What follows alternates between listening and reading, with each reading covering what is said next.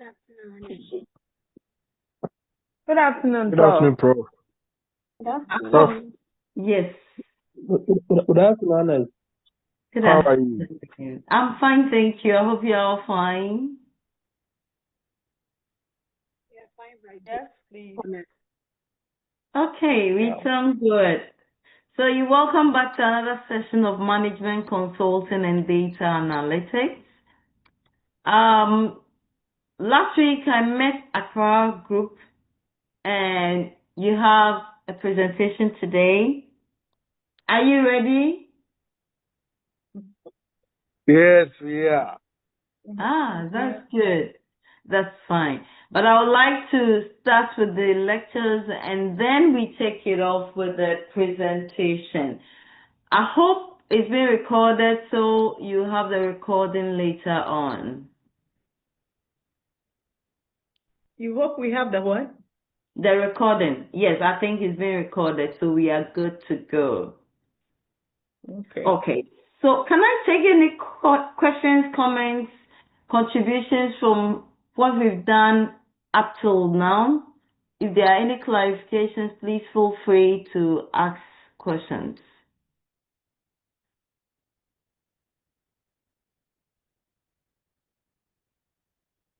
Any questions, comments, suggestions, clarifications, anything at all, please, you're welcome to share.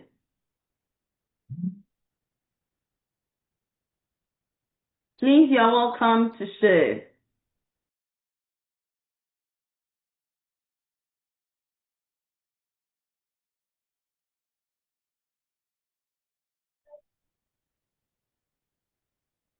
Prof, I think we are good to go.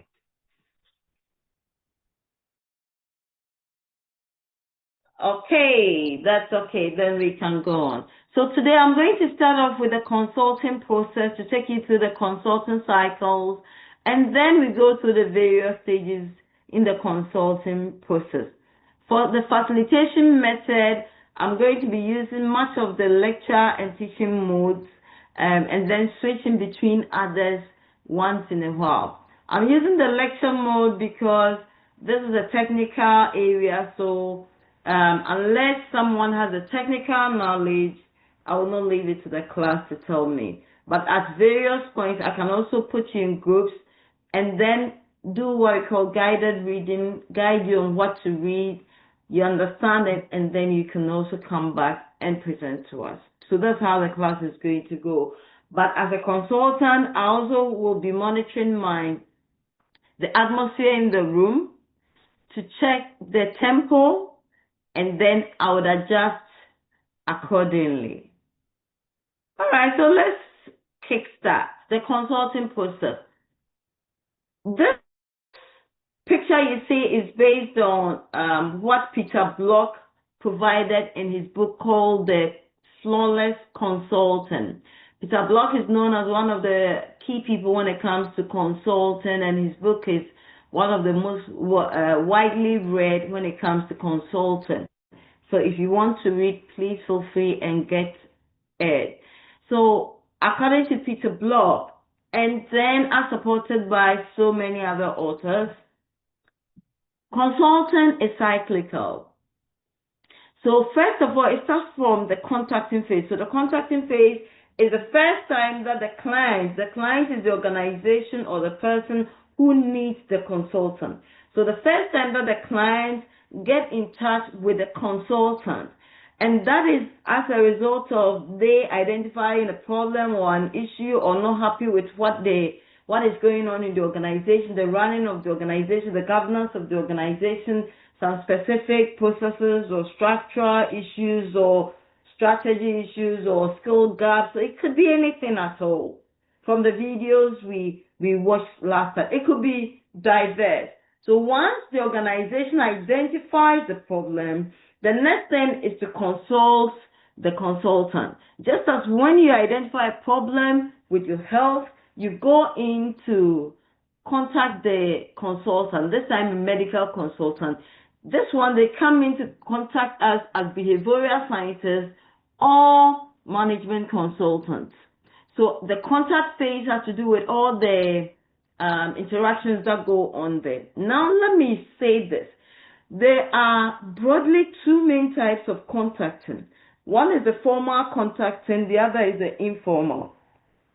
So the formal contacting is when after the client organization, they have identified their problems or their issues, and then they'll take it through, for instance, like the procurement process. So they will publish it in the dailies or wherever they want to publish it. They'll tell you what the problem is. They'll tell you their terms of reference. They'll tell you the objectives they want you to meet. They'll tell you the type of consultant they are looking out for. They'll tell you how long their project is for, how much they are ready to spend. And that one, there's a clause because it depends on how they want to go about it. They may or may not add how much they are going to, or they are ready to spend. And then they'll tell you everything about the work, the sectors you'll be dealing with, the units or structures or departments that you are going to be working with. Everything you need to know in a document. And that document is very detailed. We call it RFP. Request for proposal. I know by now Accra people would be comfortable with it because we looked at it. Kumasi people, I'm going to share a request for proposal with you very soon. So the request for proposal is very detailed, very expensive. So sometimes they even get a consultant to put the RFP together for them, the request for proposal. Then we advertise. Then potential consultants will express their interest, that they write to us that based on consulting number so and so, I write to express my interest, and this is my organization and a little bit about my staff and what we've done and all that. Then the organization will shortlist. Once they shortlist, they contact those they've shortlisted. They send them the full RFP, the terms of reference, everything, for them to submit their technical and financial proposals. That one is the formal method. Then even after submitting the technical and financial proposal, it goes through various stages until the final person or company is chosen and then the contract awarded to them. Then they negotiate on the terms and all that, award the final contract. That is the formal one. The informal one doesn't follow this process. So for instance, the informal one, an issue comes up in the organization after deliberating it at management meeting or any other place. Someone says, oh, I know someone who is good. That is the field. They can help us. Oh, then bring that person in. We bring you in. They tell you the issues, and then they are happy with you. You take it up. That is more or less informal. So it's more less formal. It could also be that you are managing director or CEO, you said in airplane off to some place, and then you start conversation with the one sitting next to you, and then through the conversation you get to know that that person is a management consultant, and so you begin to ask, so are you into things like strategy, strategic plans, mission, visions, and all those things. That, oh yes, I've done it for this, I've done it for that, I've done it for this company. And then you are convinced, you can say, oh, then my organization, you also want to put up a 10-year strategic plan, and we're looking for someone. Would you be available today? Oh, of course, why not? Let me take your contact, I'll get in touch, try and understand your issues, and we take it from there. That is definitely an informal way of doing it. Okay, so enough about the contacting. After the contacting, where we've identified, so it's just like in relationship, we can call it courtship. We try to assess whether we are right for each other. If you are not right, we are free to move on. Then, if you are right, let's look at the contract. So now, it's not just going to be the talking stage. We're moving from the talking stage and the liking stage and assessing each other's stage. We've realized we are good for each other. So we come into a contract. If it's a relationship, that contract could be marriage. So this contract is not marriage, but this contract is the agreement that both parties will come into, we put it in a document and sign. Let me also say that there are two types of contract, but I would advise you to always go for the formal contract and not the informal contract. So if it's a formal contract, we put everything on paper and then we sign.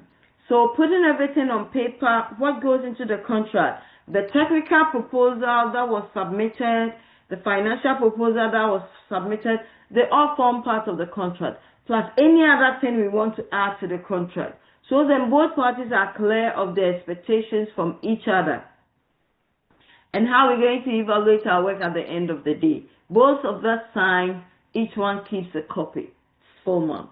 It's informal when we agree. Normally when it's a small scale job, it's informal. So for instance, one informal contract I got into this semester. You see, consulting, the regular students also do consulting, but they do organizational development consulting and you do management consulting. Very similar. They all learn this flawless consulting process and all that, but the approach to the consulting may be a little different. So for the OD consultant students, I brought in an OD consultant to handle them, and it was an informal contracting. So I contacted him because I have a good relations with him. He actually taught me consulting years ago. So once in a while, I bring him to class to help for the students to have a feel of the practical aspect and the feel of practitioners. So I brought him in, and then when I asked him to come into the class to handle the class for a weekend, Saturday and Sunday, he agreed. But we never agreed on, for instance, how much I was going to give him, because it's between kind of him and the university, just that I was mediating. But he never contacted the university. I did contact him. So it was purely informal. Even after doing the work, he still didn't know how much. So I was now in touch with the university. Okay, so if you bring down a consultant to have this with students, how much? And it was not clear. I contacted my HOD, who was not really sure, directed me to the accounts office. The accounts office was not sure. Accounts office had to go to finance office. Is there a schedule? If there's nothing like that, then let management decide. So you see, if it was a formal, we should have decided on this, agreed with him, whether he's happy with it or not, we signed a contract. But that was purely informal. So afterwards, and I'm happy that what we gave him, he was happy with it. Even though it took a long time for him to get it, I was even apologetic, and he said, oh, don't worry, I've been working with universities. I know universities are too bureaucratic. Yours has even come fast. The last university I worked with, it took them 6 months to pay me, and I was just laughing in my head. Typical of universities. Okay, so that is a contracting. We agree on everything, we sign before we start the work. Now, the first work that we start is diagnosis as a consultant. You don't do any work without diagnosing. Don't assume you know. Don't take management's prescription as the solution. Management come to you with the problem. That's fine. They know the problem, but they may not know the solution. If they knew the solution, they wouldn't come to you. So all the solutions that they are professing, yes, write them down, jot them down. They may be important, but you do not base everything on it. Just like a patient goes to the doctor and say, I am suffering from malaria, and then the doctor begins to prescribe malaria drugs for that person. No. Sometimes they may even come in, oh, I've done this lab test, and it showed that, okay, let me also do it. How long have you done it? You did it 3 months ago. I need to be assured that, yes, it's still there. Or you did it 2 weeks ago. I still need to test and know whether you still have the malaria parasites or you don't. So always do your own diagnosis. And I told you diagnosis is about data collection and data analytics. And so this is where the data analytics come in here. We need to work on our analysis skills, your SPSS, your content, how do you call it? content what? Qualitative. Please help me. It just escaped from my mind. Anyone doing qualitative research? Content analysis, yes. Content analysis or thematic analysis, or you use the in vivo to do your analysis. Whatever software you have, you can even use Excel. You use it to analyze your data. It is only from what you have gathered that you should base your work on, not what others have gathered. So let me also hasten to add before I confuse anyone. In your data collection, yes, you can use secondary data, and that's data that has been collected for another purpose, but they are useful for yours. You can use them. It's fine. But you just have to analyze them. It's very important. So once you've done your data collection, your data analysis, so data collection, please, this is purely research. You've been taught research methods. Everything you've been taught about comes into the diagnosis. So you have to know your population, you have to know your sample size, you have to know your sampling technique, you have to know your data collection tool, whether it's going to be questionnaire, is it going to be structured questionnaire, unstructured questionnaire, whether it's going to be interviews or focus group or whatever means you are going to do. Is it going to be snowballing approach? Is it going to be random sampling, simple random sampling, or is it going to be purposive? Is it going to be convenient? All the things you've learned, they come in here. So you make good use of your research methods here.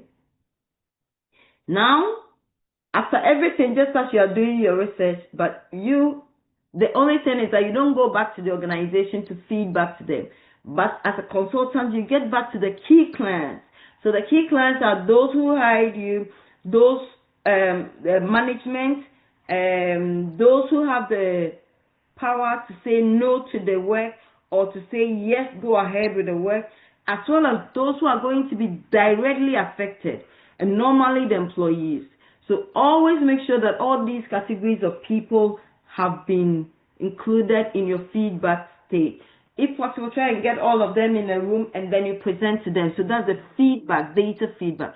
Please, at any point in time, feel free to ask a question, okay, or clarification. The class is quiet. Are you all with me? Yes, madam. Yes, Okay. yes, madam, we are here. Okay, Yes. so in the chat, I want everyone to put one thing you've learned, right, from the contact to the data feedback. Everyone, just one thing, simple, short, just one. Don't go beyond one. Just one thing. It could be at the contacting phase or contracting or diagnosis or feedback. Please put down one thing you've learned this afternoon. Please put it down. I'm waiting in the chat room. Start now. Okay, Matilda says RFP, formal and informal, contracting and contacting. Okay, the contact could be formal or informal. 2 people, 3 people have said that. Use of secondary data, formal contracting. Okay, formal and informal contacting. Thank you. Diagnosis, quantitative. Okay, it could also be qualitative. Okay, someone says you analyze the data. Yes, always make your own diagnosis. Very important. Thank you. Use of secondary data. Thank you. I'm still waiting. Okay, key clients, very important. Diagnosis must be done. Yes. Do your own diagnosis. Don't rely on management. Contract must be agreed upon. Yes, formal and informal, quantitative and qualitative. Okay, I'm still waiting. We're supposed to be almost 60 in class. We are about 59. I've not had up to 30, please. So half of the class, always give feedback, thank you. And the diagnosis, don't think you know, thank you. Okay, formal, informal, coming up, data analytics, all right. What else? What else? What else? I'm waiting.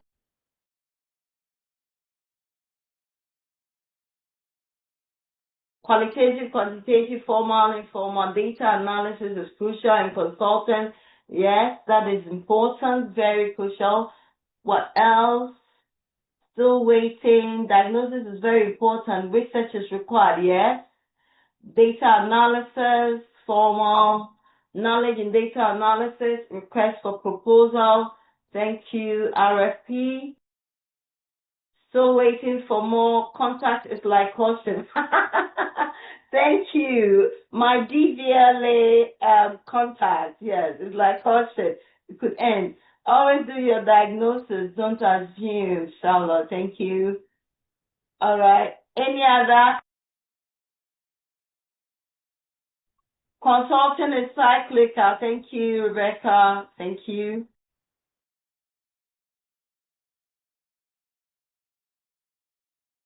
Any other? I've not had 60 responses, but we are 60 in class, excluding myself and the host.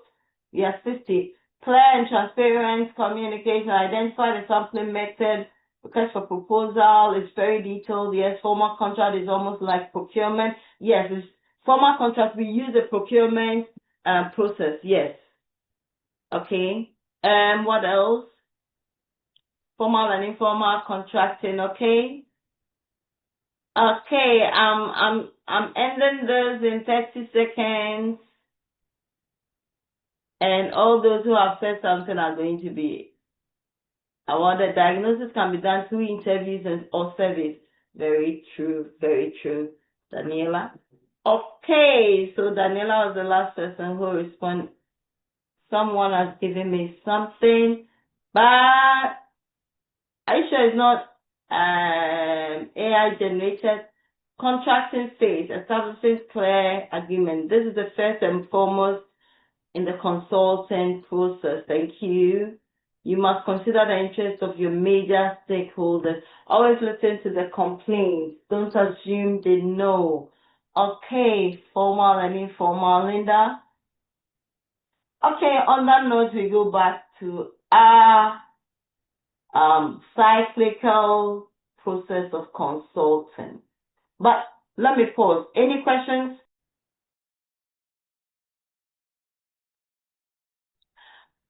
Okay. Please, actually, after this, I would have done about 70% of the, or maybe 80% of the knowledge you need in consulting. After this. Okay, let me see the chat room. I think I've seen. All right, it's just contributions, I think. Okay, thank you so much. Organizations do shortlisting, they require evaluation. Thank you for sharing. All right, so the data feedback stage is where the consultant feeds back what they have found. So they inform the key clients. Please, if the key clients, the organization could be too big to meet everyone. And sometimes too, it's not feasible to meet everyone, or it shouldn't be the case because handling the different diverse opinions will be difficult. But their representatives should be there. So then they feel they have been part of the process. Okay, then when you feedback at that time, you also ask, so what is the way forward? This is what I'm finding. So maybe you use the McKinsey's 7S to analyze the internal structure of the organization, the internal happenings in the organization, and then you realize that there's a problem with probably the structure. It's not for you to say there's a problem. Let them identify. So this is what I found. I found the strategy is this. However, the structure is this. I found the skill set to be this. And looking at the strategy, I see these gaps in there. And then so you are presenting what you found. But you are not going to name problems and all that. They will know it themselves. They will have to take it. They have to own it. And remember, we said that if management do not own the change, it will never happen. If the organization do not accept it, you are imposing it on them, it will never happen. So after the feedback, they will have to agree on the way forward. Yes, all these are issues we want to tackle, but we think that we should tackle the strategy first. After we finish with the strategy, then we come to the structure. Or let's handle leadership issues first, which is S, style. In McKinsey 7S, style is style of leadership. So let's handle the style of leadership fit. Or, no, let's look at the skill gap. Once you're able to fill the gap, we'll be able to do A, B, and C. So we agree on the way forward. So if they say a skill gap they want to know, remember here you'll be doing what we call process consulting, facilitation methods. We use the process consulting because, for instance, you will know that, and you should always do your research before you go and meet them. You know that if they want to do a skill gap without the structure probably aligning with the strategy, the skill gap is useless because it's still a tall bureaucratic structure. You could bridge the gap for the workers, but because of where they are, they still will not be able to influence any decisions in the organization because they still have to go through a long bureaucratic process before they even get heard. And maybe the structure is such that the HOD that proposes programs or anything. The HOD says, yes, you've got this, but this is where I want to go. You've wasted your time. So you should know and guide them. So they want skill sets. Let us have skill sets. There's 2 questions and answers. You draw the attention. So, okay, so if you are tackling the skill set, let's look at the strategy. How is it going to help us meet our strategic needs? Then they tell you A, B, C, D, A, and E. Oh, that's beautiful. How about a structure? With this skill set, if we develop them, would the structure allow these people to make use of the knowledge that they have? Then they'll go like, no, it won't. Others may say yes. Okay, you allow them to deliberate on it. Brainstorming. You see, you are using other facilitation methods. So at any point in time, your facilitation methods count. So you use different facilitation methods. They come up. You can even put them in groups. Those who are against, come and do a presentation after maybe 10 minutes. Small group exercise or something. They present. Okay, so these are the opinions. It seems we all agree on this. Can someone lead us to probably look at all the things both parties agree on, and then where we are divergent, and then how we can go on until they all accept it. So you see, you're acting as the facilitator. You are not imposing. Then once they accept it, we agree on the way forward. This is what we want. If they are saying now, okay, it's no longer the skill set, but we want you to look at our strategy or whatever thing they agree on, then the next phase is to design interventions to meet their needs. So if it's strategy, what strategic interventions are you going to do? Definitely you need to help them come up with a vision. If they have a vision, maybe refine it or come up with what should be in a vision for them to test and see whether their vision is fine as it is or they need to improve on it. So you design your own interventions. You come up with well-accepted characteristics of maybe a vision.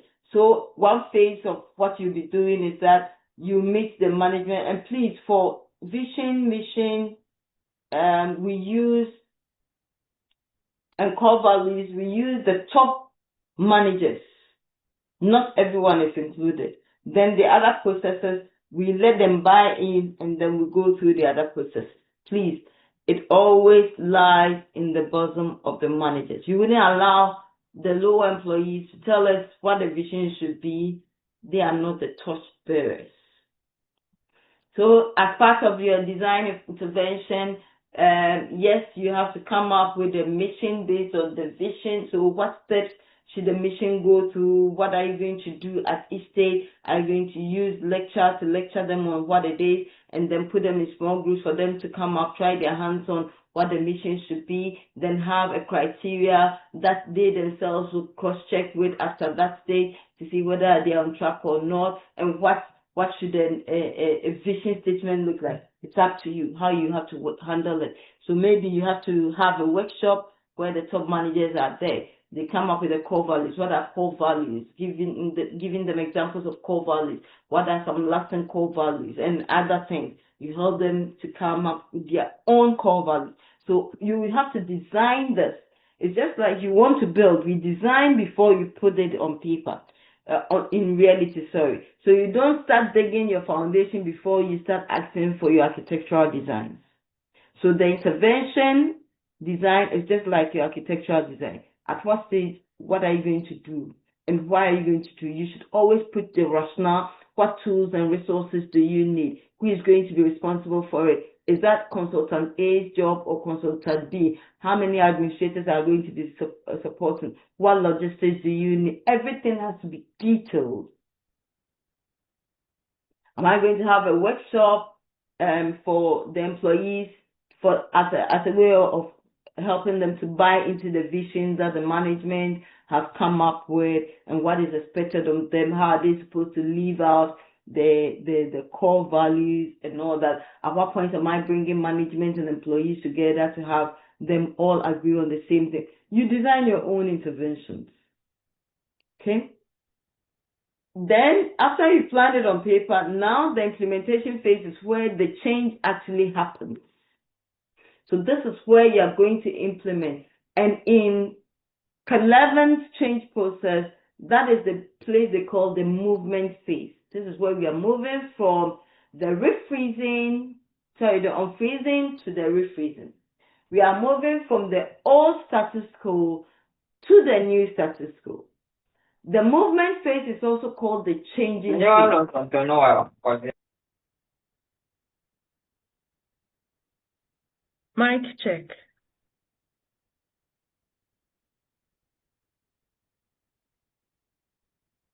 Modesta, are we good?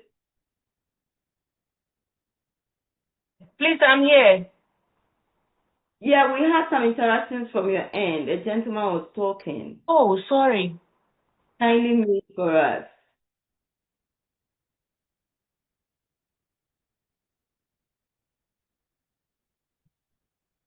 Thank you. Okay. All right. So the implementation phase is called the movement phase or the changing phase. Very important. Then it takes after we've implemented everything. Please, while you're implementing, be monitoring. It's also important that you put them in stages. Put them in phases or stages. So maybe phase 1, we are going to do this. Phase 2, we're going to do this. Phase 3. It helps people to be able to go through the phase. If everything is together, it's overwhelming. Every change is overwhelming. But once you finish one phase, please celebrate the small wins. I want everyone to go and read Quarter's 8 stages of change. It's very important. It will help you. Please put it down.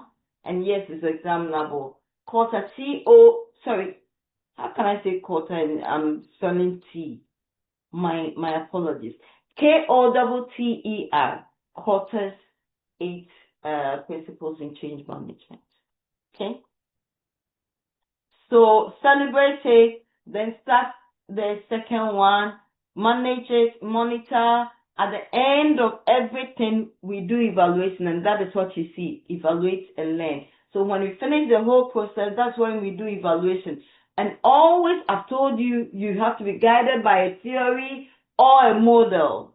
So you have to be guided by a theory in your design and in the implementation, and then the evaluation, you have to be guided by a model. What model can we use to evaluate? Quickly, let's go online and check what models can be used to evaluate after training or after consulting or after anything. Please, let's quickly go online and let's share.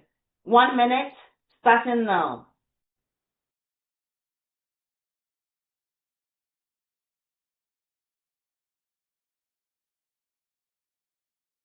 One minute, please go online and let's check.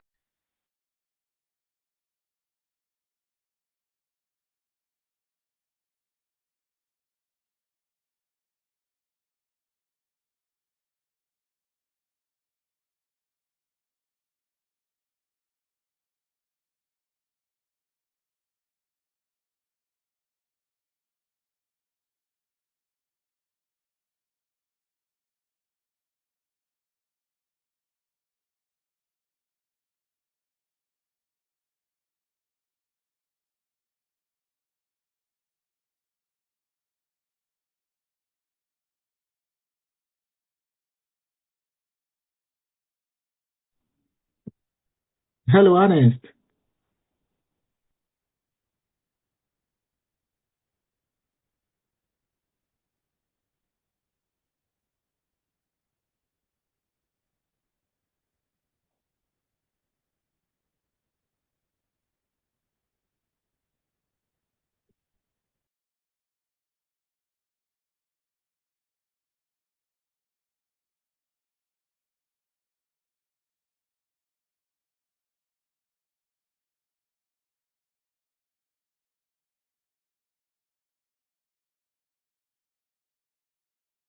Anyone with something to share?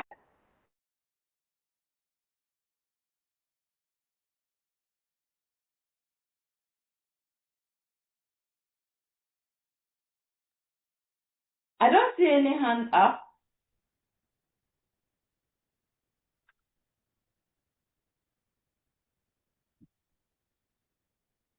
Have I lost my class? Hi, Ernest. I think they are in a chat box. Oh, okay. Thanks for letting me. Let me go there.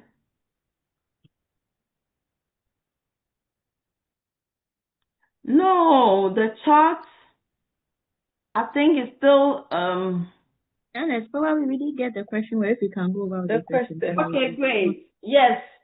Someone has given me an answer, but I'm coming back to the question. Please, I want more. So Okay.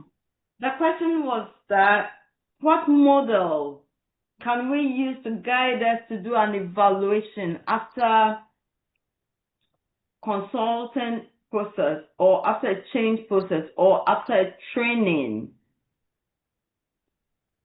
We use the same model for all these, so that's why I gave you a number of them. So now I'm getting answers in that regard. The first person is Charlotte. Charlotte says Kirkpatrick's 4-level model. Thank you, Charlotte. Rebecca says reaction. Reaction is also one of the levels in Kirkpatrick. Okay, let me see. Have I jumped anyone? Beatrice is also saying Kirkpatrick's 4-level model. Thank you. Haruna says reaction, which is also one of the stages. Margaret is saying procedural. Thank you. Daniel is giving us the serial model. I'm going to be asking you, especially the serial and then the Kirkpatrick model very soon. Nana says the logic model. Nana, please quickly get something and share with us. I'm going to allow you to do that. Someone also says Phillips ROI model. Thank you so much. So, Francis, you share with us. Beatrice says the CIP model, CIPP model. Oh, Charles has supported Beatrice. Charles is also saying the CIPP model, context, input, process, and product model. Interesting. So Charles and Beatrice, get something on the CIP model and then share with us. Yeah, I'll say the ACA evaluation process. Yes, the ACA. Yeah, you share with us very soon. Okay, DVLA says Birkenhoff's success case method. This is the first time I'm hearing this, so I'm very much interested. Please, you do us the honors of telling us what it is. Joyce says continuous improvement models. Thank you, Joyce. Haruna says behavior and results. Thank you. And these are also levels in the Kirkpatrick. And then I'm seeing Kobna reactions, the balance scorecard, Divine. Okay, thank you. Balance scorecard and Divine, you throw just a little bit of light on it for us. I know, but maybe someone doesn't know. Okay? Oh, okay. And that's the end.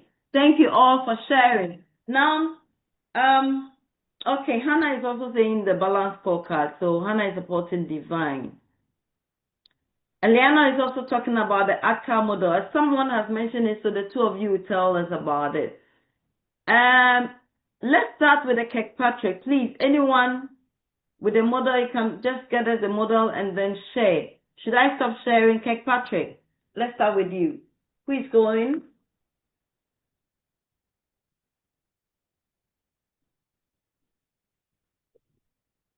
Kirkpatrick.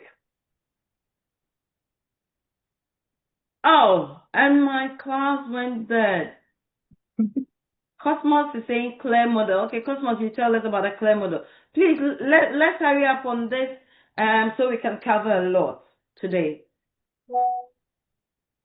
I just sent. Oh, you just sent it, Cosmos. Okay, thank you. So, Yes, Cosmos, I'm now working on it about to get the clarity on it. That's fine. That's fine. Work on it for us. So let's start with the Kirkpatrick's model. Those who talked about the Kirkpatrick, can we please, or change your mind? Kirkpatrick's model. Please go online. You can easily get something for us. And please, once it's taught, it's taught. It's examinable.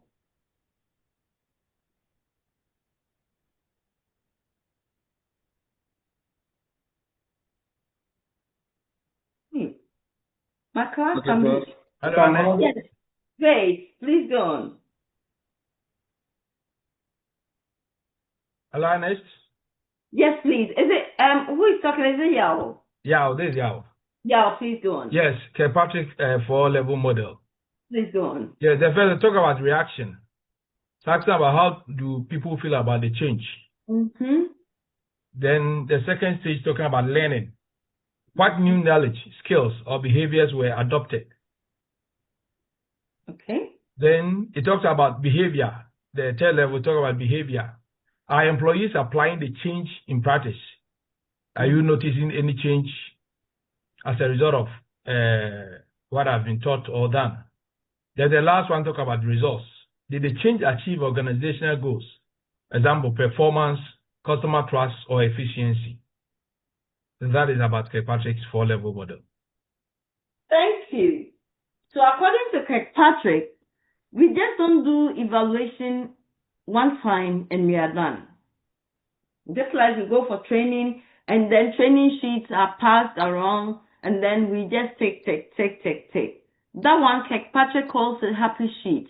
That's the first phase of evaluation, reaction. So we want to know whether the training or the program or the implementation, whatever changes we brought, they were relevant, were they engaging, were they useful? That is reaction phase. If it's training, for instance, after a workshop you do this, you're likely to get high, good evaluation. And that's because sometimes, because you've taken the workers from their normal place of work to maybe a 4- 5-star hotel, which they could never afford. And then the food was good. So you see, you go for training, you eat morning breakfast, you eat lunch, you get supper, in between you get snacks, you're overfed, you're happy. So whatever evaluation you get, it's not so reliable. So Kirkpatrick is saying move beyond that. After a while, go back to the organization. So you should let us know maybe after a month or after 2 weeks or whatever that will work for you. You go back to collect data, and evaluation is all about data collection to check whether what you did was successful or not. So go back and collect data. You can collect the data using questionnaire or using observation or using any method at all that is appropriate. Now, the second time you are going there to evaluate, we are going to evaluate on the learning, what has been learned. So we are going to measure whether these people have learned anything, have they acquired any KSAs, knowledge, skills, new attitudes or aptitudes, have they gathered new confidence as a result of the knowledge we imparted to them or the workshops and the transferability or the transfer of skills. Are they committed to that knowledge that they gain throughout the implementation phase or the program phase? So we want to know what they have learned. If I'm trying to test what you learned last semester, I'm sure most of you fail. Because students, they shut their mind after end of semester and then they open it again for a new thing. But before they even open it for a new thing, they clear everything that's in the mind. And so everything I taught last semester, if I'm going to go ask you, it will be something else. Because have they done need space. formatting. They need space to capture the new one coming. No, you don't need space though, because the new one coming is actually a build up on the old one. So if the old one is not there, it means I have to go back into details on some things. Because, for instance, telling you that for every assignment, consulting assignment you're doing, you need a model, you need theory. I don't even have to go into it because I taught you organizational behavior, and I know I taught you a number of theories and models. For teams, I taught you the Hackman and Johnson. For JCM, we looked at Oldham's models. I know most people wouldn't even understand. JCM, job They will characteristics. change. They will change. They will change. Then do you remember the job characteristics model? I'd have to refer. No. You've cleaned the room. You've wiped everything off. So, you see, we don't need you to do that. Okay, so what has been learned? If it's too long, people would have forgotten. So, you have to make it a bit short. Then, the next time you're going there, you're going to check on the behavior. The truth is, if you've learned, it should reflect on your behavior. From the behavioral perspective of learning, learning is not just about the ability to be able to recall, but it's about the ability to be able to change your behavior based on the new knowledge. So if you're saying you're an educated person and we can't see any change in how you handle issues, how you handle people, how you handle your temper, how you dress, and all that, please, you are not an educated person. You only hold a certificate. That's the truth. There should be difference between how educated people behave and how non-educated people behave. Just like the cat and dog. There are some things the cat will see, will just brush it off. But everything the dog sees, whoa, whoa, whoa, whoa, whoa, whoa, move beyond a dog to become a cat. We are all learning. We are all working on our behavior. If at this stage you still can't manage emotional intelligence, be intelligent emotionally, and know that, oh, me, I'll just say it after this. Please, you are not educated. Oh.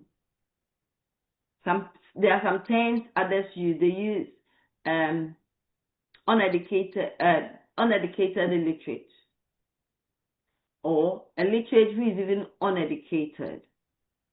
And that's just a nice way of saying that you are not where you're supposed to be.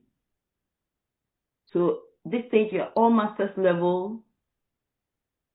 Your behavior should be different from that of the undergraduate, those with first degrees. Your behavior should be different from those with diploma and all that. But sometimes you go into an organization, we are all the same. We go for meetings, you say what is on your chest, another one says that you are not emotionally intelligent. You may be right, but someone is wrong and is showing the red light. Just calm down. Until temperatures are calm, we move on. So let's check behaviors in a form of evaluation. Okay, so we evaluate the behavioral changes after the learning. We want to see whether the learners are taking what they have learned in training and applying them. And this is just like, I'm not being sarcastic, but please allow me if I laugh. Okay, remember what happened? What happened? Oh, I'm sorry. I wasn't going to laugh, but I don't know why it came. Remember what happened in the last presentation? Okay, Kumasi people were not there, but I think it even happened in Kumasi as well. The two groups from Kumasi and Accra that handled facilitation methods, they did not apply what they were telling us. They were telling us, okay, there could be small group discussions, there could be this, there could be that, but they used teaching throughout. Majority of it, they were teaching or lecturing us. But they were telling us, you could also use this, you could also use that. So if you can use it, why did you not use it? That's interesting. Yeah, so we can I recall. me, I don't recall. It's only Cosmos who can record. Cosmos, be careful. I did action research model. It was a Cosmos group. He did we were talking about time management, but they use about 1 hour. Yes, it's true. Prof, let's go. And as you remember now. I remember. Thank you very much. So, for the benefits of Kumasi people, last week, Accra people, one group did presentation. They said they were going to use, I think they said they were going to use 15 minutes. And then they ended up using almost 30 minutes. Yeah. And then, as part of their presentation, they were saying that we have to be conscious of time management. And when I was listening, I was like, this thing, did you think is workable, especially when they are not able to manage their own time? Prof, in a concert, you because No, that's not akutia. Let's say this is an icebreaker. Prof, akutia be any But Cosmos, you did the same thing. You did it. You did the same thing. Oh, a number of groups did it. I have to be honest. So that is just to test that these people, they knew it. They knew we have to manage time, but they were not able to manage time. So, for instance, if you gather data and people have learned, but they are not putting it in practice, then it means there's a gap there. You have to suggest to management. So these areas you need to work on. Then you can do a proposal, give it to them that if you give me the chance, this is what I can do. They can say, okay, maybe not now, later on when we have enough money or resources, we can get you in. Or yes, go ahead and work on it for us. Then that could be another job for you. Okay, so you measure behaviors. The fourth stage is the results. Now, most people are just looking at the results. Before we can give the results, we need the right learning skill set. We need the right behaviors. Because some people can give you the results using the wrong behaviors. They can use crude means to get you the results. That's not what we want. We want an organization that stands for integrity. We stand for honesty. We do what is right. We abide by the policies, the rules, the regulations, the laws of the land. That's what we want. So the results, we also evaluate to check whether we are getting the outcome that we wanted. And normally the results, you are looking at the bottom line effect. So are we being productive? Are we performing well? Are we getting a larger market share? Are we being competitive? Are we a step ahead of our competitors? Those kind of things. That's what we're looking at as results. Okay. So any questions on the Kirkpatrick's model? We go to the chat room. Okay. I can see the CIPP model. If there's no question on the Kirkpatrick, please remember Kirkpatrick is examinable. I'm going to examine you on it.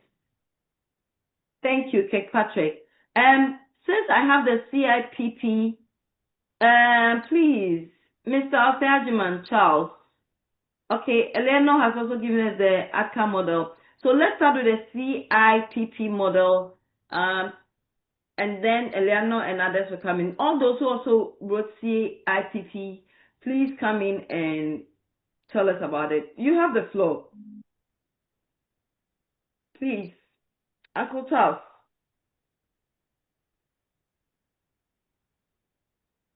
Uncle Charles, CIPP model. Don't change your mind on us.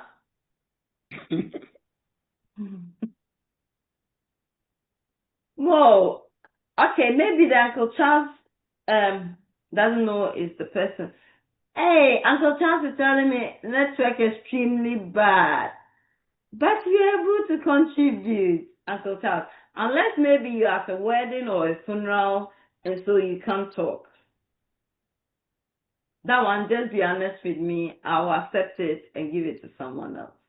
But if you tell me network is extremely bad, when you're able to test, you're able to send me a document, you're able to contribute in terms of the chat, that one, I will not take it.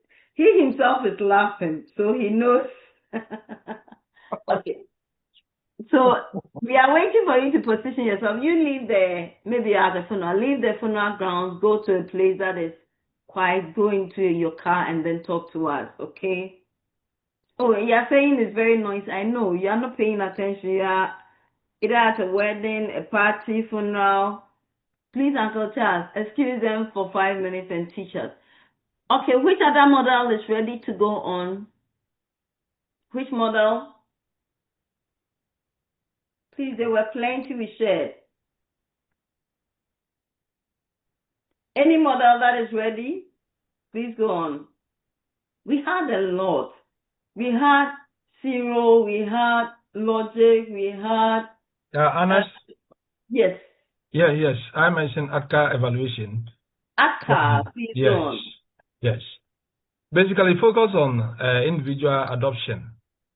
That is, phase A stands for awareness. Do people understand why the change happened? So you want to find out if the people you led really understand the change that happened. Then the D stands for, do they support and want the change? You want to evaluate to see that are they in support, and do they want the change? Then the K stands for knowledge. Do they know how to implement it? Of all that you have done, you want to evaluate to see that when it comes to implementation, do they have enough knowledge to go about the implementation? Then the A stands for ability. Can they put it into practice? Like you mentioned earlier, it's not just leading the change. You want to see the knowledge they have. Do they have the ability to put it into practice? Is it reflecting in what they do? Then the R stands for reinforcement. Is the change being sustained over time? So you are looking at over time, the change that you have implemented, can it be sustained? I think this is what I can share on ATCA evaluation. Thank you. Thank you very much. Anyone to... So, this is Eleanor. I also chose ATCA.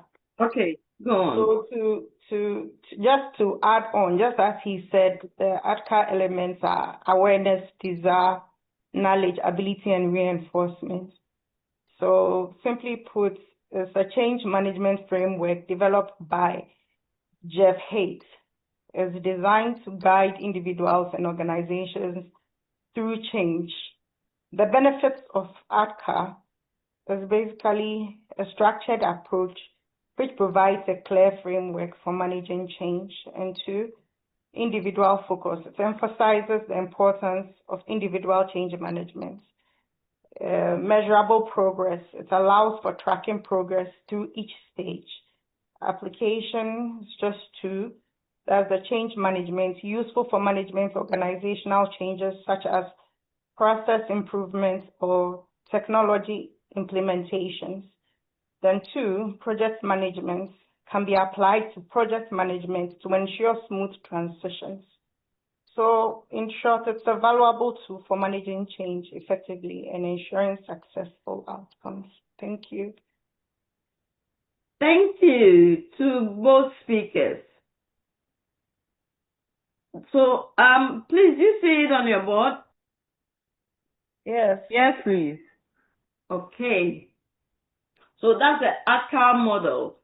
A for awareness, D for desire, K for knowledge, A for ability, R for reinforcement.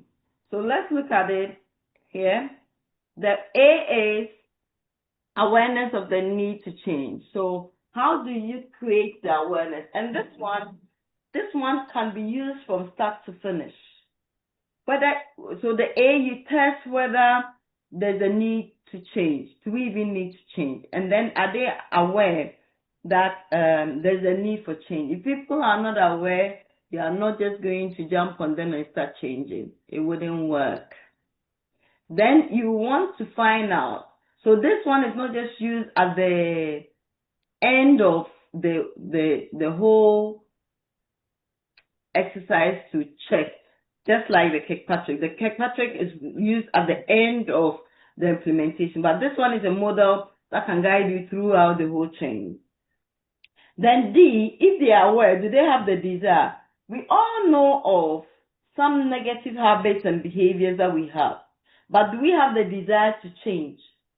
The person knowing about it is not enough, but the person should be desirous. So I have a friend who is always saying, me, I'm like this, or I'm like this. So where's the negative thing like? It's a placard, it's an achievement. The person has been saying this for years. So the thing is not that the person doesn't know, knows that yes, this is the weakness, and is even trying to boast with it. So there's no desire to change. And wants people to accept it just like that. Until the person comes to the point where they desire to change, we just waste our time. And it's this desire that will support and help them to change. So everyone has a bad habit we need to work on. Some people, they say, oh, I'm going to stop drinking because I have this health issue or because of this and that and that. But until they get to the point where they desire to change, they are not going to change. Oh. They may be aware that it's giving them health problems, but they will not change. They will tell you, all die, be die.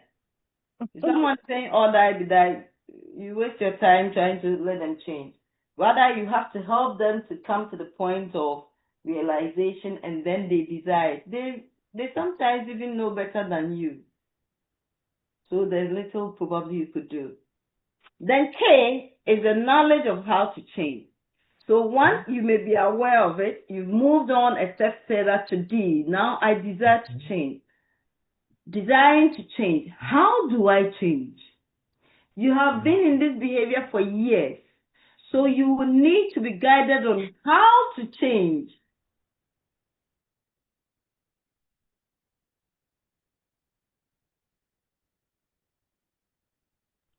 The knowledge on how to change. So yes, I want to do it, but I don't know how. Oh, I want to have a certificate in corporate governance, but I don't know how. So the knowledge is also important. Oh, how many universities even offer it? Maybe KNUST and others. I'm not going to say any other name because I've not been employed to advertise for any other university apart from my university. My university pays me. So KNUST. And UW. No, I don't know about that, but I know about KNUST. I work for KNUST. I don't work for the others. But even if there are others, KNUST is the best. So you've made the right decision. Okay, so knowledge on how to change, that's the key.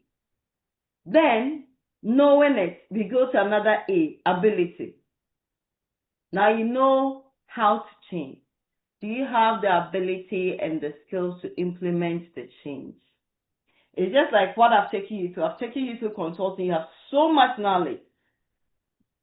You needed the knowledge. You desired for it. Now, I've given you the knowledge. Your next step and your next test will be, after you've written your end of semester, you go into the organization and you have to implement a change using this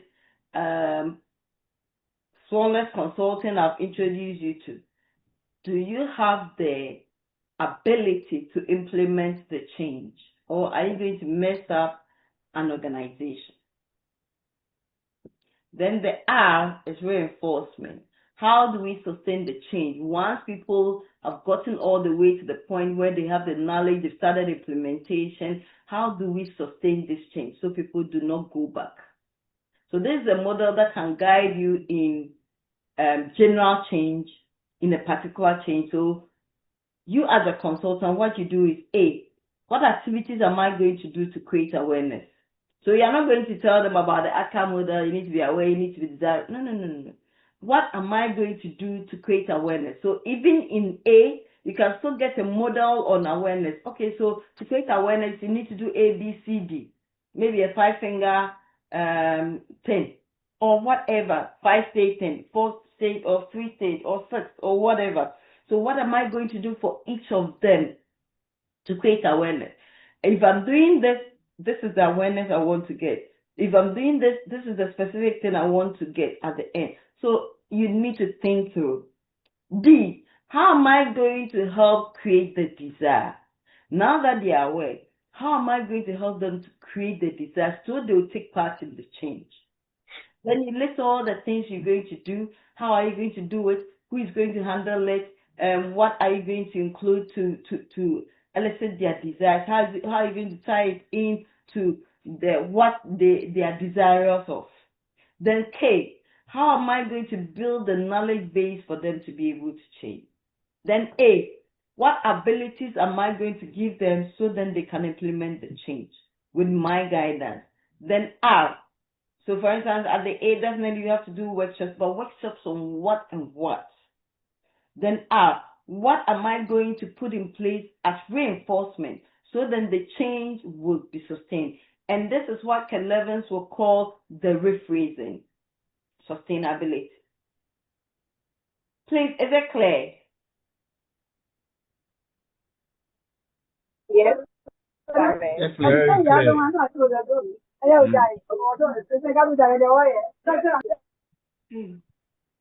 Are we okay?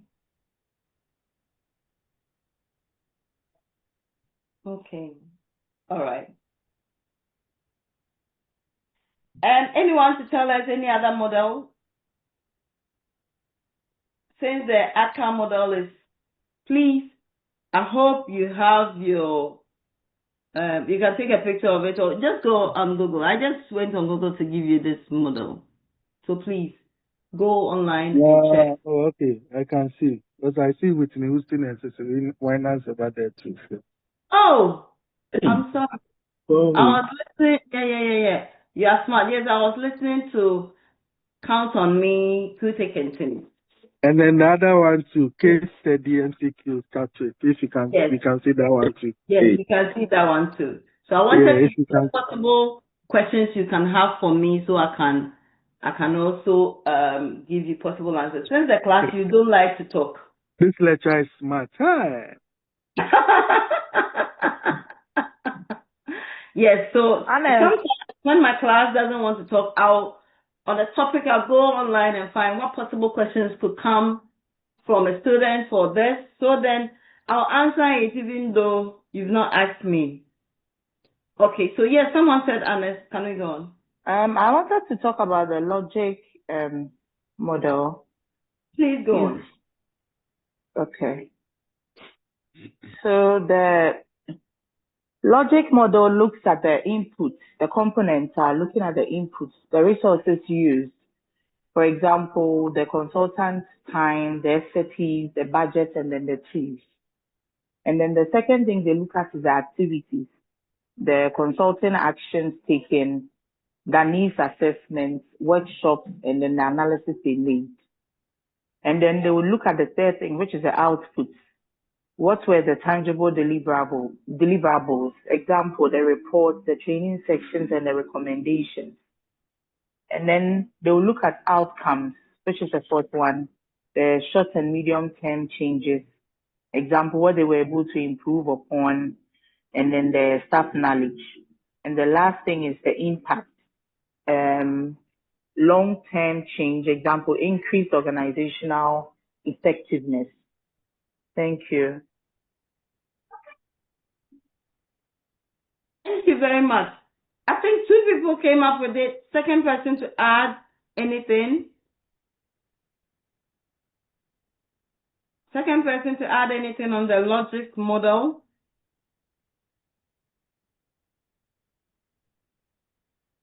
Logic model. Oh, I thought it was 2 or 3 people.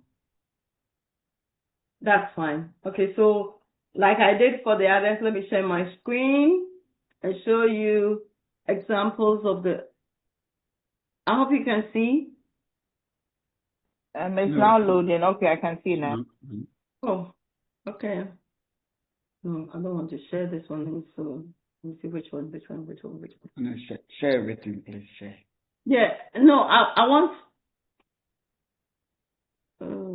It's not giving me what I really wanted to share. I wanted the logic. Oh, it's not. This one is not showing clearly. Can someone share? Because mine is faint. Mhm. Mine is faint. I can't read it. Or can you read it? No, the Not title again. What's the title? Let me Logic do it. model. Logic model. Logic model. Yes, please.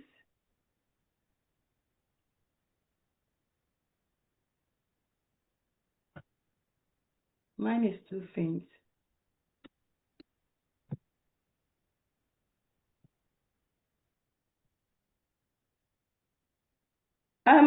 Please, the one who presented on the logic model, would this suffice? Anna, sis, I'm coming. The Okay. inputs, activities, outputs, outcomes, impacts. Yes, please. Can I be granted to okay? Yes, Oh, please. okay, fine. Dennis, thank you so much. Dennis, do you also have something to share? I could stop sharing mine. Yeah, I just saw something, Okay, so I wanted to say that's it. please share.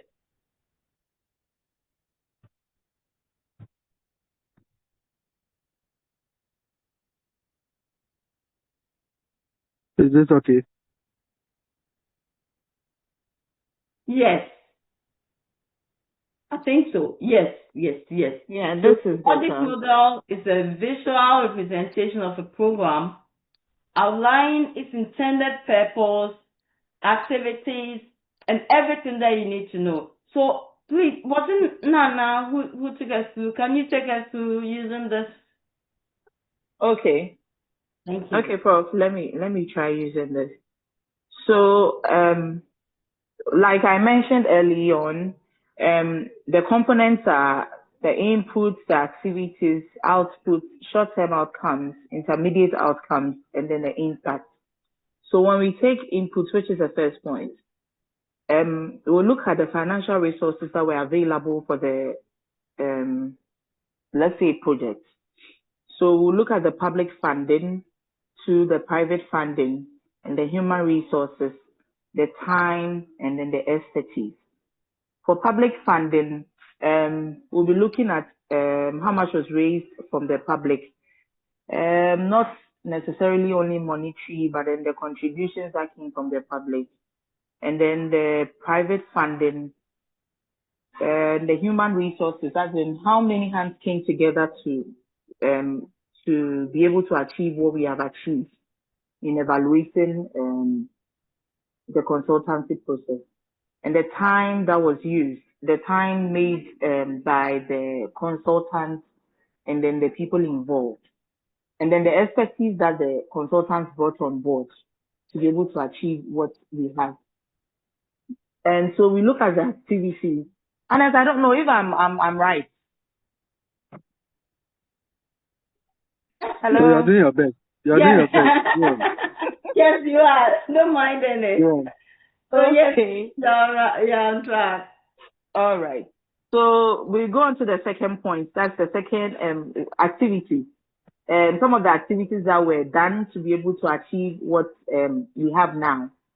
So we'll look at the fundraising. I mentioned earlier on that the financial resources that was raised from the public and the private sectors. So what we're able to raise in connection to the project. And then the sourcing of the digital media tools. The digital media's tools that were, outsourced to be able to project the project to the public. No, can I interject just shortly? Pardon me. Okay. Okay. Just to draw the class attention, Nana is presenting this model as if the work has already been done. So please be guided. As if she's finished and she's using the model to tell us everything. But you can also use it for planning purposes and implementation purposes as well as feedback purposes. So you look at all the inputs. So if you are going to plan on anything, look at all the inputs you need. So you need financial resources. Is it going to be public funding or private funding? How much of public funding? How much of private funding? You need human resources. which categories of human resources would you need and all that. You need time, you need expertise. So these are some of the inputs you think of. They are not exhaustive in itself. Then what activities are you going to do?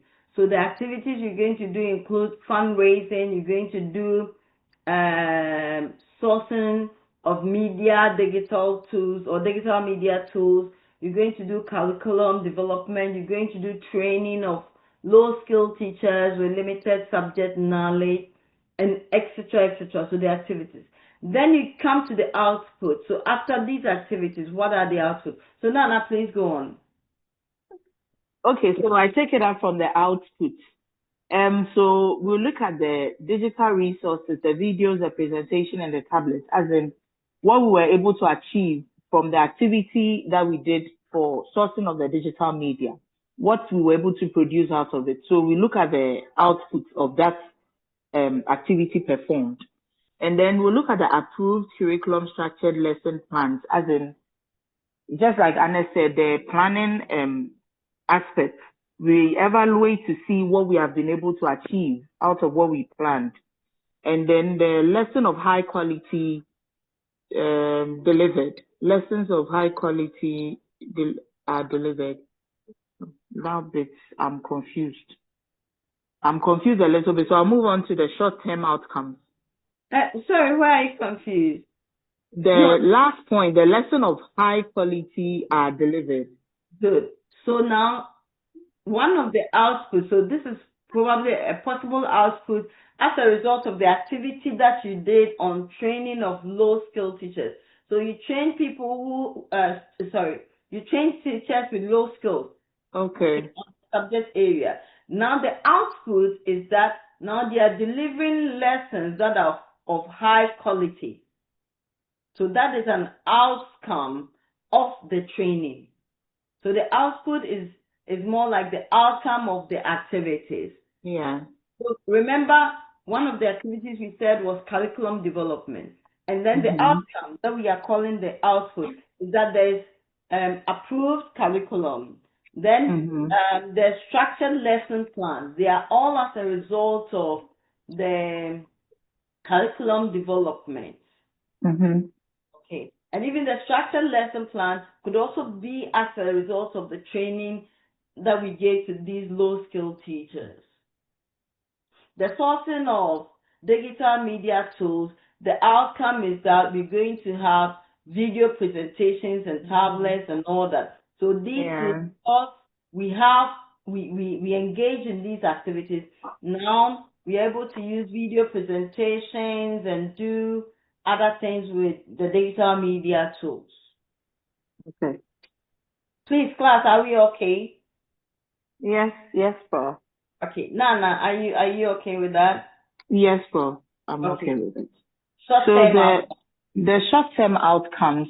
So just as we have mission for in planning strategically, we have our mission. So this is where we look at what we have been able to achieve in the short term, as in our mission. So we assess to learning contents for the learners. So this one is going to be an outcome from the training of low-skilled teachers and then the curriculum development. And then the increased knowledge of the learners' foundational and numeracy skills. So we'll be looking at the lessons of the high quality that are delivered. That output, that's what we are going to compare it with what we have been able to achieve in our mission for now. So we'll go on to the intermediate outcomes. That we are looking at the vision, the futuristic, the future, what we'll be able to achieve in the future. So we are going to look at the increased number of learners with improved reading and numeracy. We are going to compare it with our short-term outcome. As in, we are going to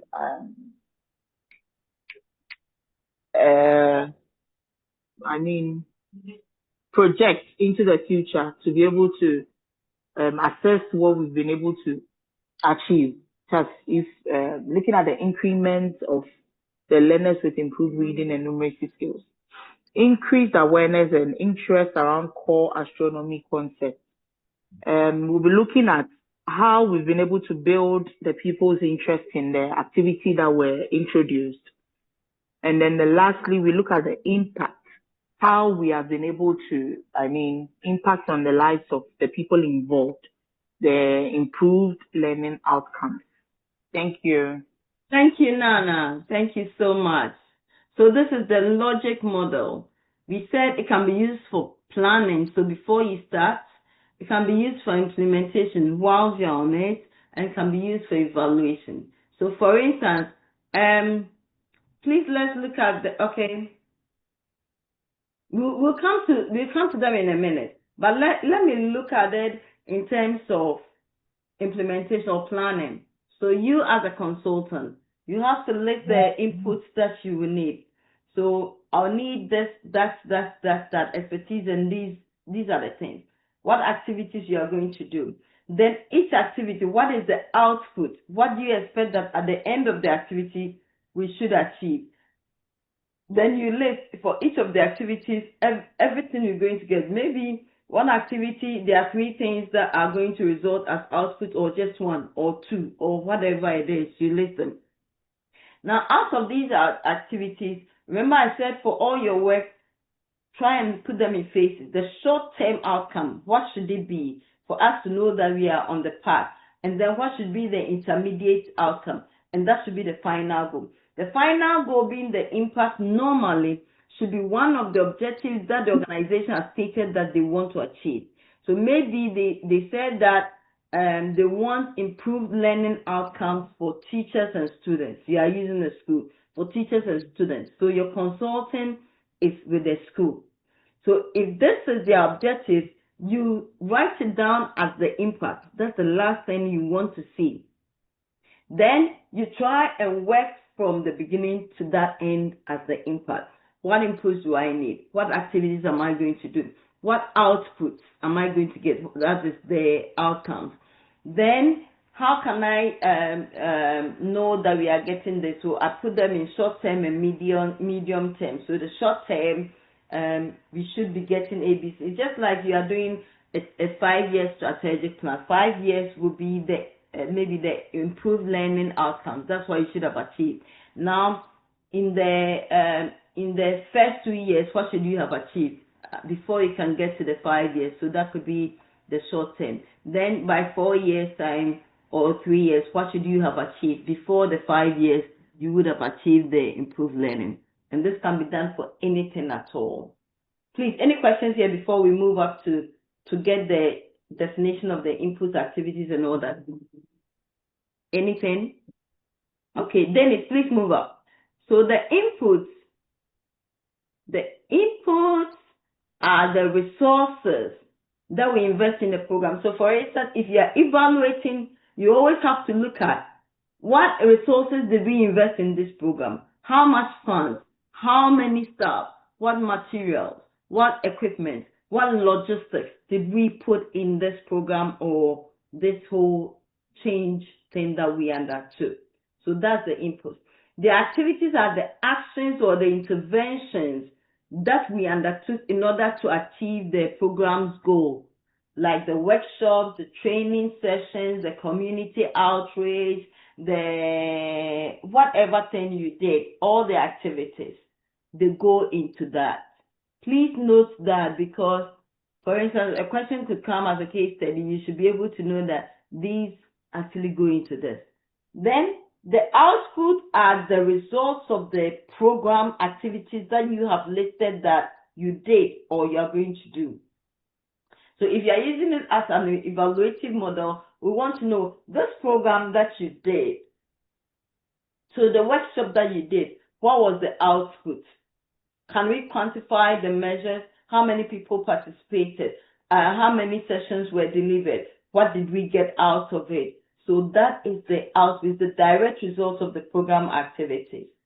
Okay. Then the outcomes are the changes that we have seen as a result of the program.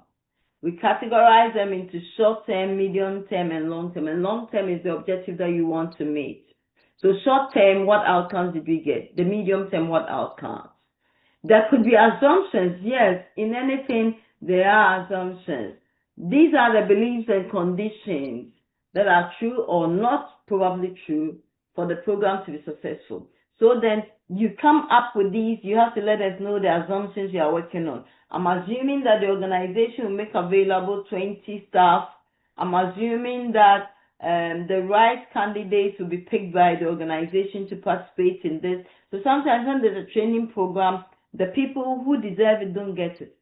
I quite remember some years back, long time ago, I won't even mention the bank. Bank managers were sent to India for training. And then when they went, and this was branch managers, you know what they were trained on? The people were trying to train them on how to do a teller's work and all that. Nothing strategic, but these people were sent there for them to understand strategic issues. So now it's either they were told that there's training for staff and that it's for tellers, and instead they sent managers because they don't think that they should spend so much on tellers to travel out to India, and they sent managers.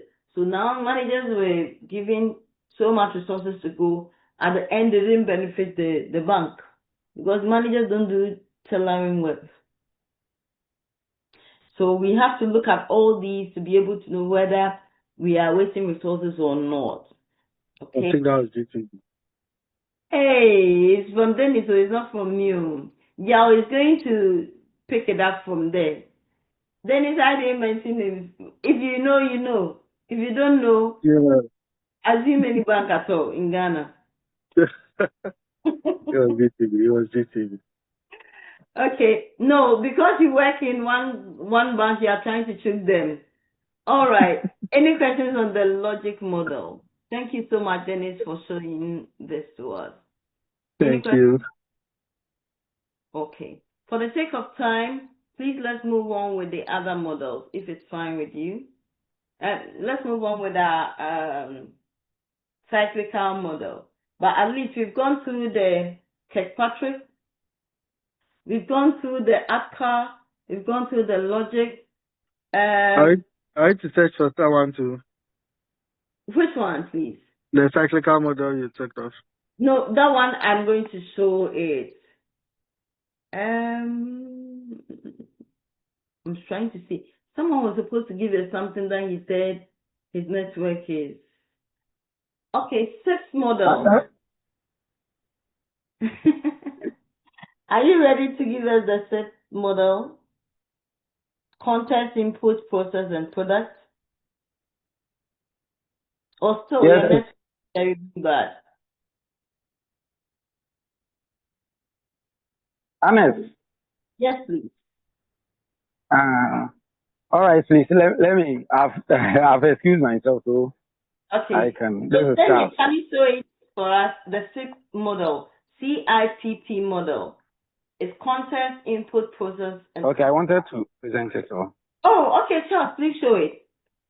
If you have something to say, okay. Maybe I will not share screen, but I'll present it. I don't know if. Yes, you are presenting it, so we just want to see a picture of it. Remember, we said learners. We learn in different. There are different kinds of learners. Some will have to see to be able to learn. Others are auditory, so once they hear, they're fine. So we want to appeal to a number of learners. That's why I want him to just look out for it and show as a model whilst you do the presentation. So you can still go out and talk while he looks for something to show. Okay. All right, please. All right. So, in short, the CIPP model was developed by David Staffelbeam. And please, can I go on? And the purpose is to guide decision making. Go on. The purpose is to guide decision making before, during, and after a program or change. And it has 4 main steps. We have context, input, process, and products. So these are the 4 main steps in this model. Just a minute. Now there's a disconnect between you and Dennis. Dennis, it's not CIPP, it's C. C, yes. C for context. Context, yeah. Yes. Input, process, and products. Products. Yes, this one. Yes. Okay, please go on. All right. So, like I indicated earlier, it is a decision-focused evaluation model. And it is not just result-focused, but decision-focused evaluation. Now, the first one, which is contest, is used to evaluate needs, problems, and opportunities. So the contest asks, why do we need this program or change? Then the input looks at strategies, plans, resources, and designs. So the input also asks, how should we do it and with what resources? That's the question the input also asks. Now the process also monitors how the program is being implemented. How the program is being implemented. And the process also asks, are we doing it as planned and what must be adjusted? Then the product also measures outcomes, impact, and value for money. And it also asks, did it work and was it worth it? So each of the four asks particular questions, as I've already indicated. So the contest input, process, and product model ensures evaluation at every stage, that is before, during, and after implementation. So the long and short of it is that contest is equal to why, input is equal to how, process is equal to doing it right, and product is equal to did it work? End of presentation. Thank you. Wow, thank you. Thank you, Uncle Charles. So let's look at the model again. So the contest evaluates the goals, the beneficiaries, the needs, the resources, the problem, the background, the environment. The input evaluation. So basically what this model is saying is that we also don't evaluate one thing. We evaluate the context, we evaluate the input, we evaluate the processes used, then we evaluate the product. We just don't evaluate the product, the outcome, the impact. Without knowing the context, you will not be able to do justice to your own evaluation. You may get it wrong. So let's look at the context. Within what context are we evaluating this? So who are the beneficiaries? What are the challenges or problems or issues? What is the background? What is the environment? We need to do an evaluation of it. Then we need to evaluate the inputs into the whole project. So stakeholders and the strategies, the budgets, the coverage, the research, everything. Then the processes, how did we do it? How did we develop? How did we implement? How did we monitor? What were the feedback within this whole consulting activity? Then the product has to be evaluated. So that is where we are looking at the outcomes. What was the impact? What was the effectiveness of it? Was it sustainable? So we look at sustainability issues. Are there areas for adjustment and all that? So that is the end effect. So context, input, process, product. SIPS model. The core of SIPS evaluation model. This is what SIPS is about. Evaluate based on 4 outcomes. It could even be, okay, so this one is someone's research work and they are showing us based on the structure equation model. They are showing us the structure equation model. Then they stop scaring people with the structure equation model. So any questions on the SIPS model? CIPT. Input, Context, inputs, process, product. So the product is the end that we look at, the input. Okay, thank you. I'm going to take the last one from CIPO or CI. I've forgotten, what was it? I think it's CIRP or CI. Please, which other one is there? Yeah, it was CIR, serial model. Daniel, serial model. Yes. Then get us the picture.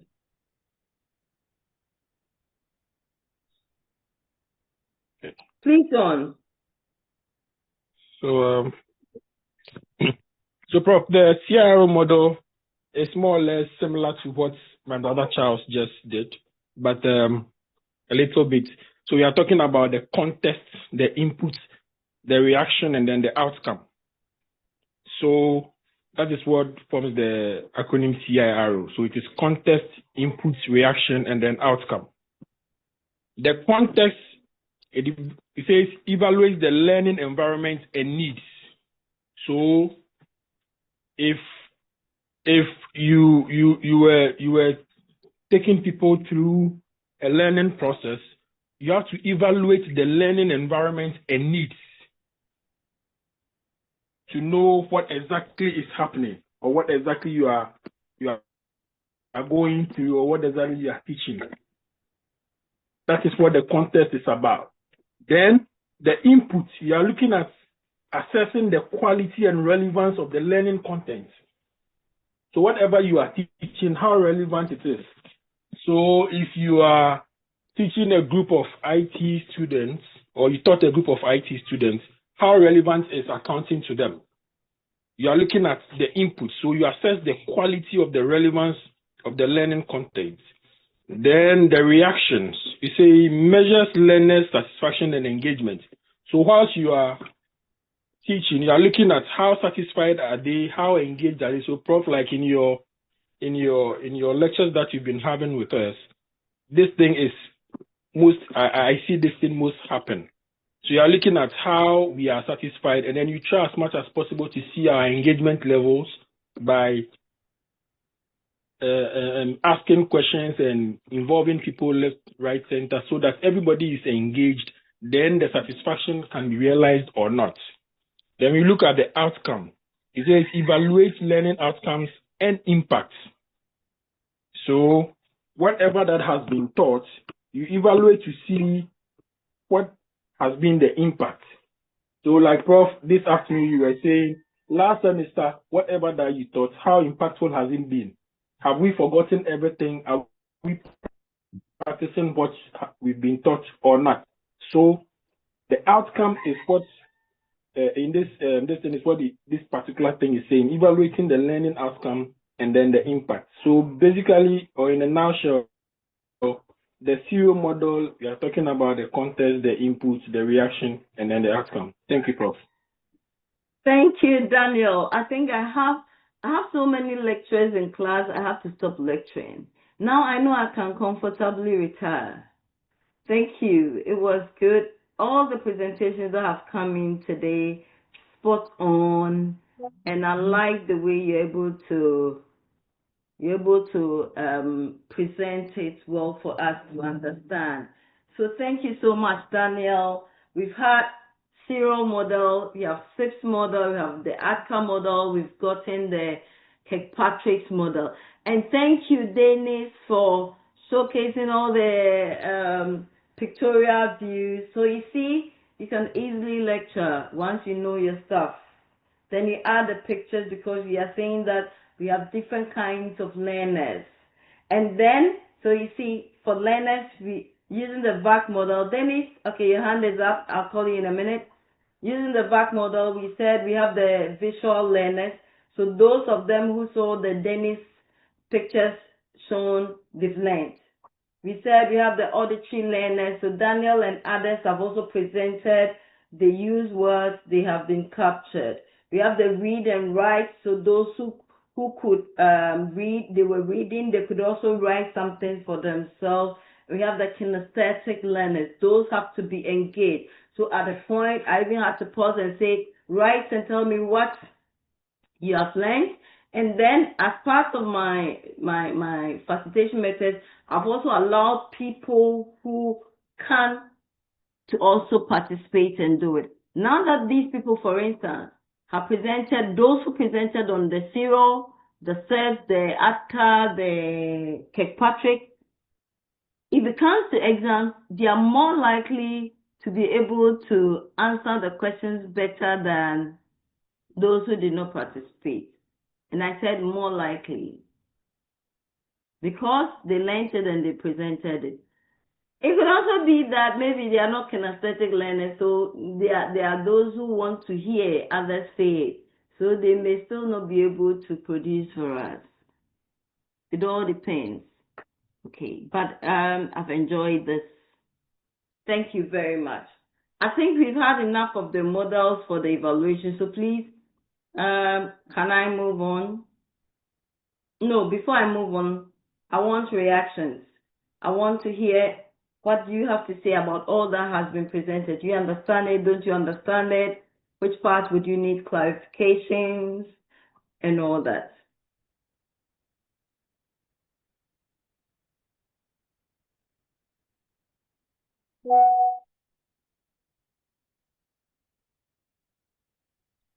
Anything?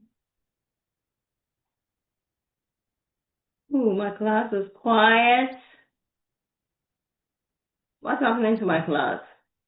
Somebody said it's break time. Okay, thank you so much. How long is the break, please?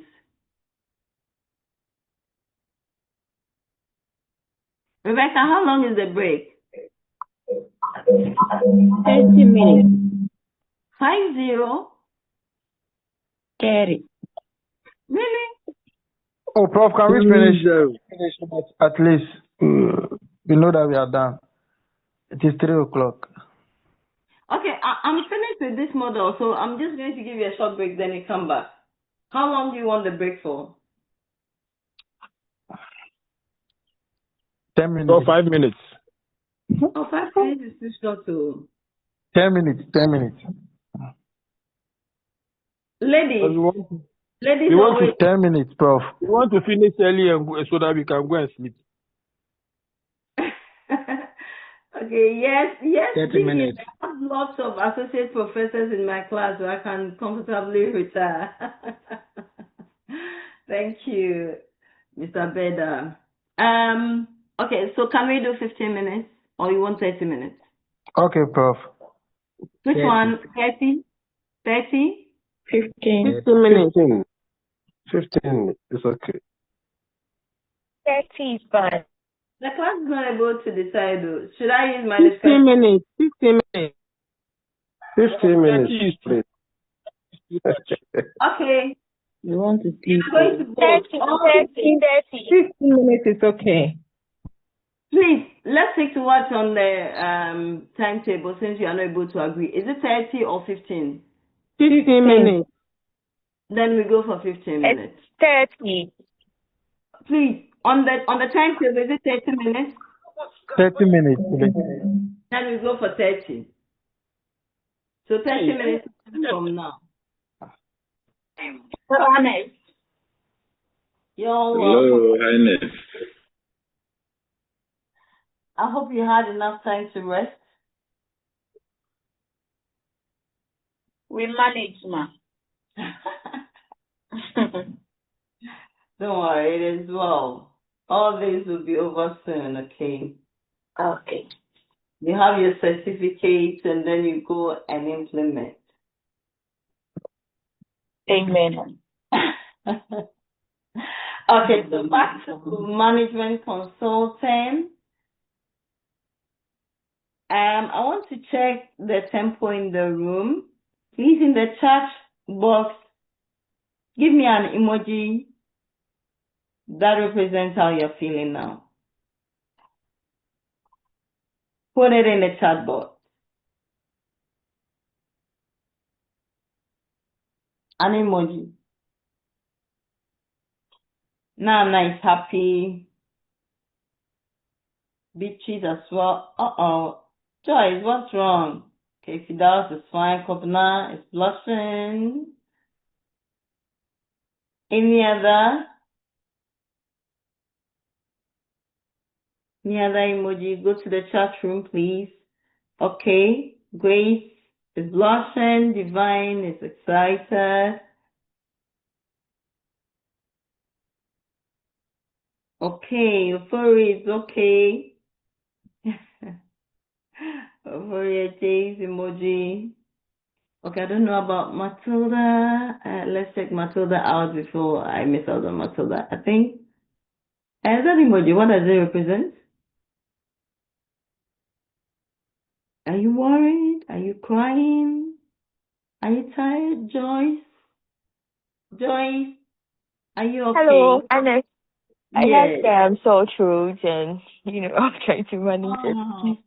Oh, I'm sorry, Joyce. I'm sorry. I think another person also gave us the same thing. Too bad. Okay, John Mark is cool. Augustine, Saki, you must be tired. You're yawning, eh? Enoch, what does that emoji mean? Fearful. Oh. Why are you scared? Someone is sleeping already. Please wake up for me. Tired? Okay. Fancy face. What can we do to help those who are tired? Those who are feeling sleepy? Someone, I think, is feeling sick. Let me check. Who is that? Oh, I saw it not quite long ago. Oh, Enoch, you're under the weather. I'm so sorry. I'm so sorry. Which of the weather are you under?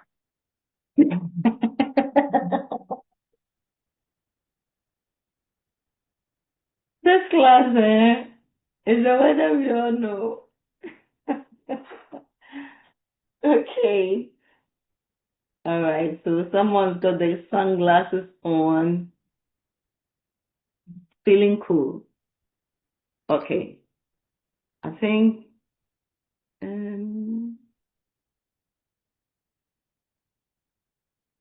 Dennis, the weather you know. Okay, he's responded to you. But generally the class is okay.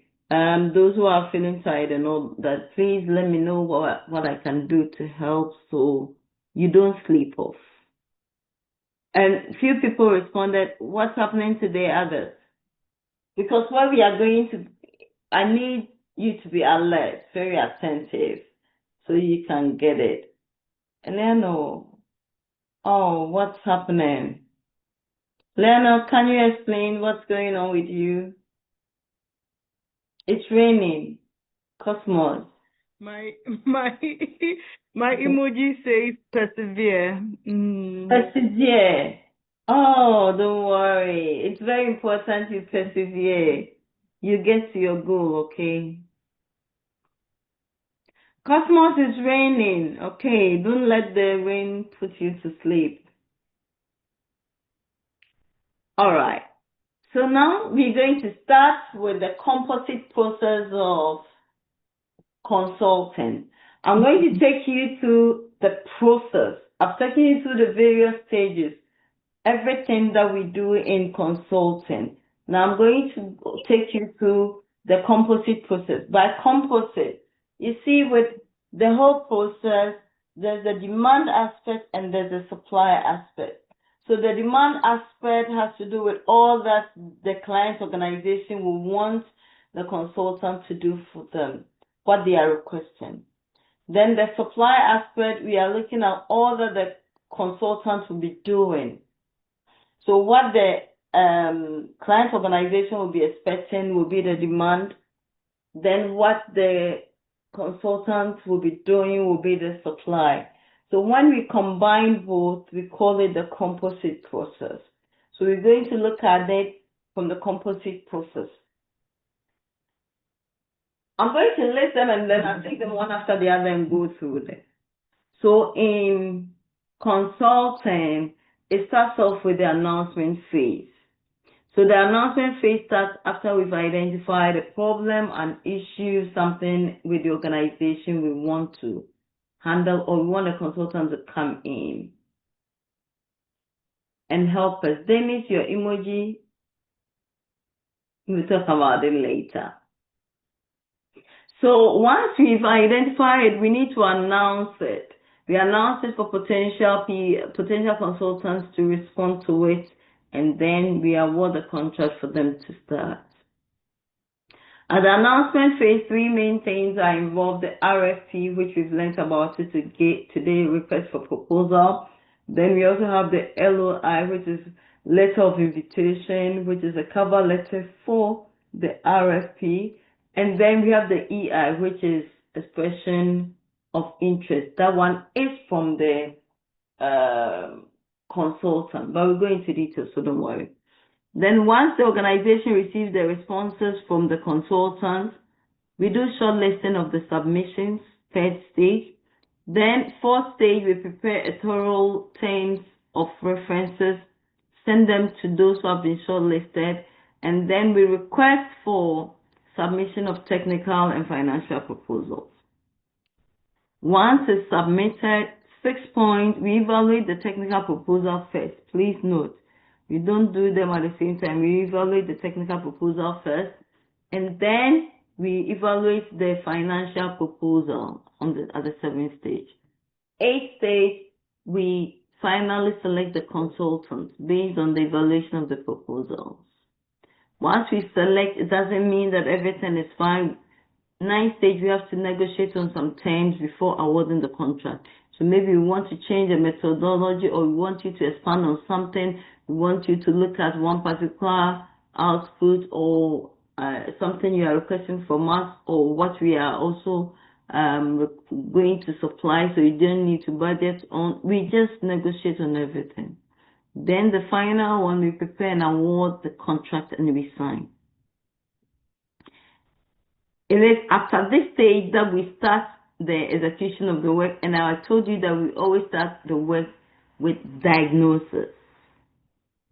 Then while the work is ongoing, we do monitoring and evaluation of the work, and then once everything is done, remember, evaluation, we've looked at a number of measures to evaluate. You've looked at is it Zero, SERVS, Kirkpatrick, outcome model 4.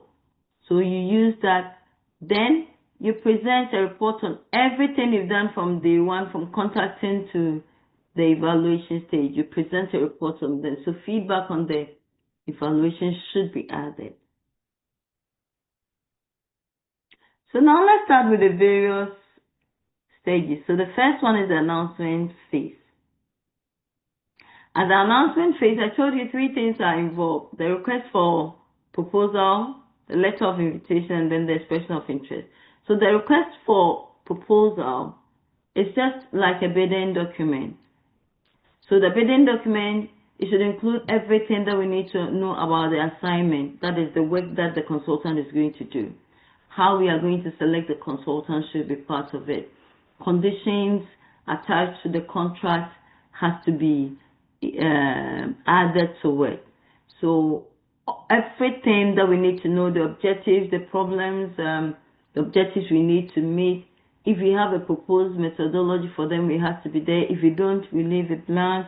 The kind of people we are looking for to fill, to be able to handle this, the kind of consultant, the kind of experience they should have, what selection criteria we are going to use in this consultancy exercise, so then people will know and will be able to tailor their proposals towards that.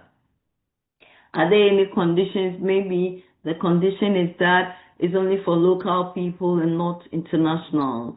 So then no person, if it's issued in Ghana, no person outside Ghana and cannot apply. And even if you are saying that it's only for local people, do you consider foreigners who have stayed in this country maybe for the past 10 years as local people or foreigners? You need to be able to clarify. Is it just for Ghanaians, or other international consultants can also apply? And then what other conditions maybe the pricing, we are ready to spend a maximum of 113,000 US dollars. You specify everything.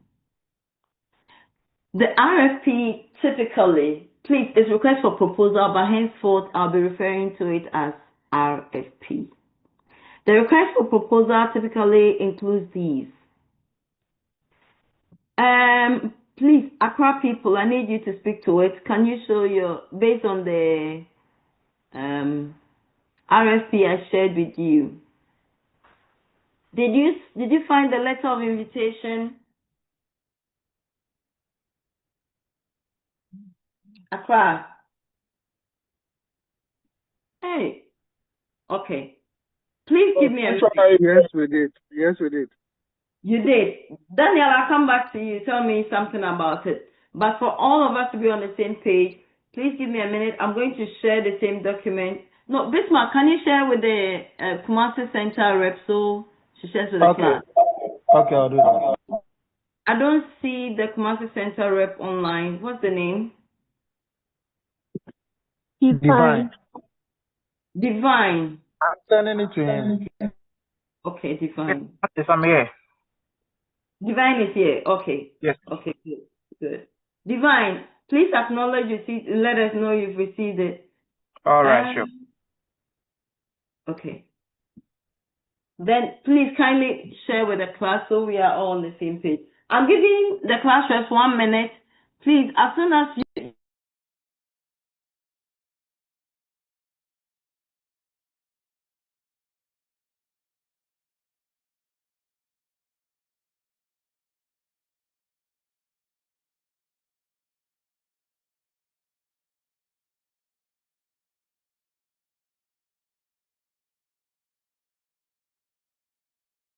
please, is it clear? Once you receive it, give me a thumbs up. From class rep to everyone in the class in Kumasi.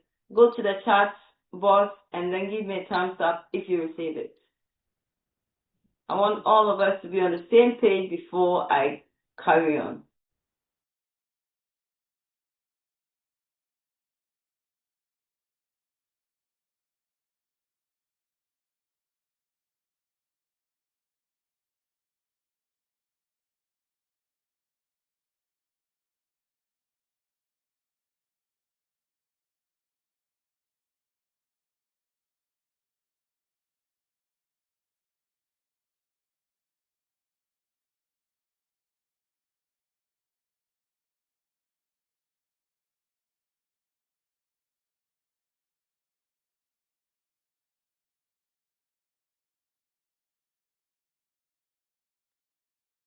Hi, Ernest. It has been shared on the page.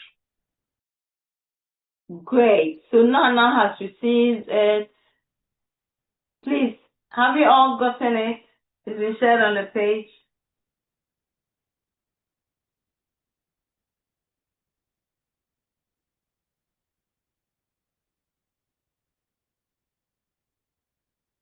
Prof.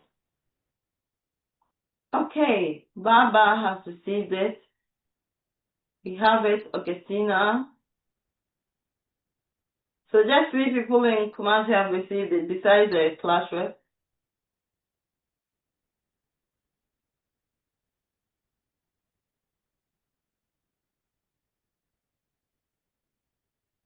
Francis and Anita.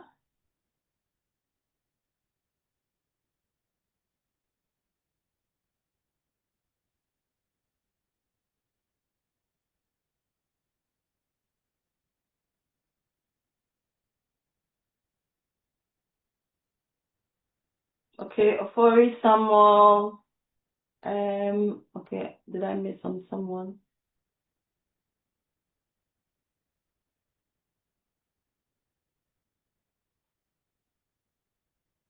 Okay, maybe the others don't have data. So when they have data, they are going to check. But it's not possible because if you don't have data, you wouldn't be on this Zoom. Okay, now I'm seeing a number of thumbs up. Okay, that's fine. Right. We are good to go. Okay. So for the benefit of those who are in Kumasi, I want Daniel to tell us. Daniel, can you read the LOI for us, the letter of invitation?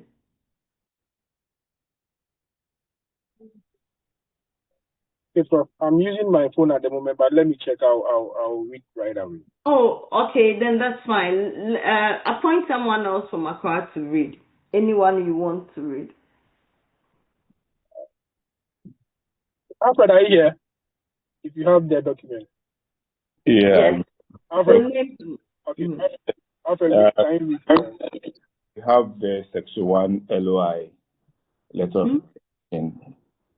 The UNDP hereby invites you to submit a proposal to this request for proposal RFP for the above reference subject.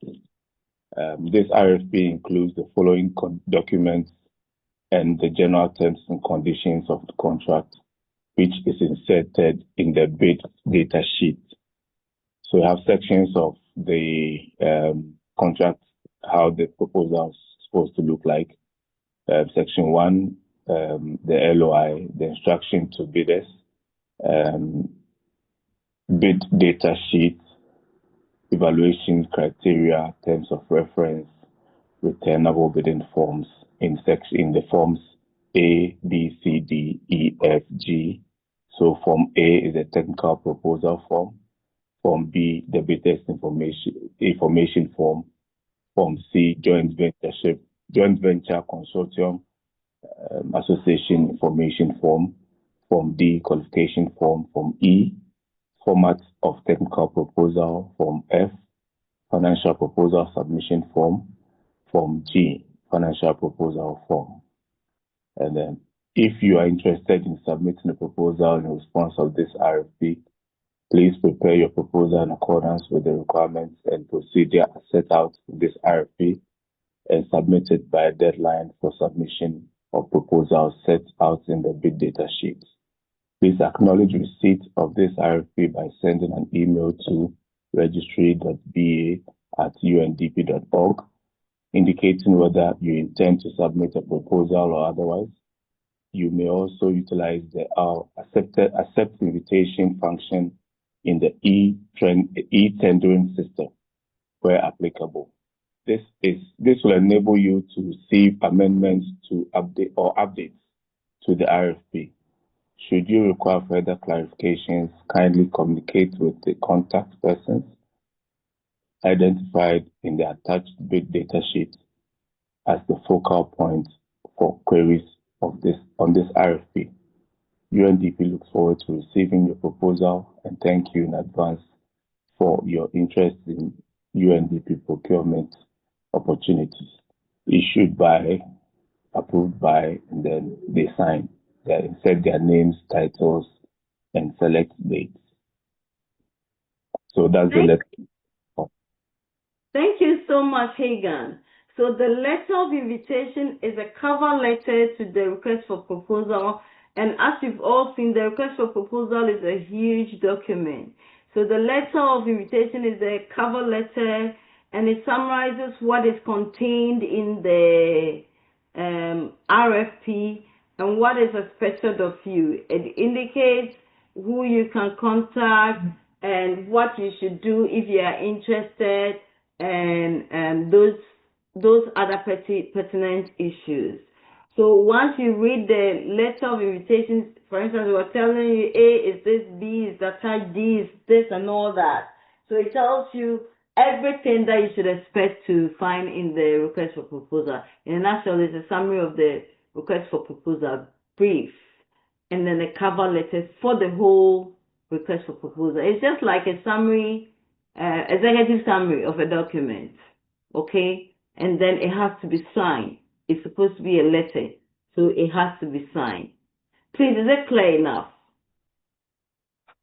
So in next time, I can ask you to prepare a letter of invitation on a particular case study that I've given you.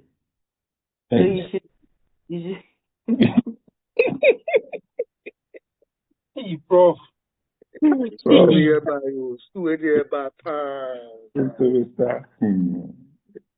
Okay. We will learn and prepare. Exactly. You should be able to prepare a letter of invitation. So read what you how many have months? for maybe 20, 25 months. One question. Oh, okay. Then one question answered. Or maybe 10 months. It depends. Prof, this question is not a 10-mark question. It can even be a 5-mark question. Hey. It depends. Alfred, it's not a 10-mark question, eh? Okay, I have a three. John Mark. Yes, Prof. A question has to do with the letter. Does it the content, does it have to follow any particular chronology? No, how the sections are arranged here. No particular order. So far as it makes sense and it makes sense, it flows well, it's okay. It's just like you are writing an executive summary. You see, even after your research, you're supposed to write an abstract. What has to be in has to be in. But then how it flows, it just has to make sense. That's all. Sure. But you can also search for models of letter of invitation, and let's see. Maybe you can have a particular model to follow. All right. Thank you very much. And then the RFP should also contain the information to consultants, what we normally call ITC. And it's a data sheet. Please go to your RFP and locate the ITC for me and tell me what it contains.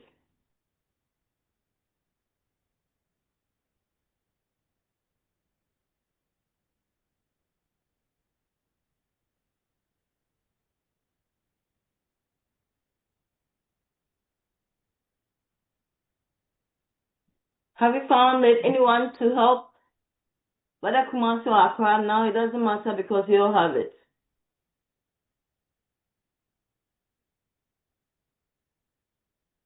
Information to consultants.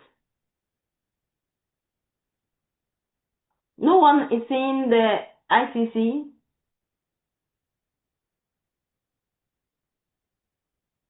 This is strange. Okay, please tell me you are not seeing it. Then I know it's not in it. I have to go and look for it for you. Honest, this one is titled Instruction to Bidders, and I think it's the same thing. Yes, it's the same template.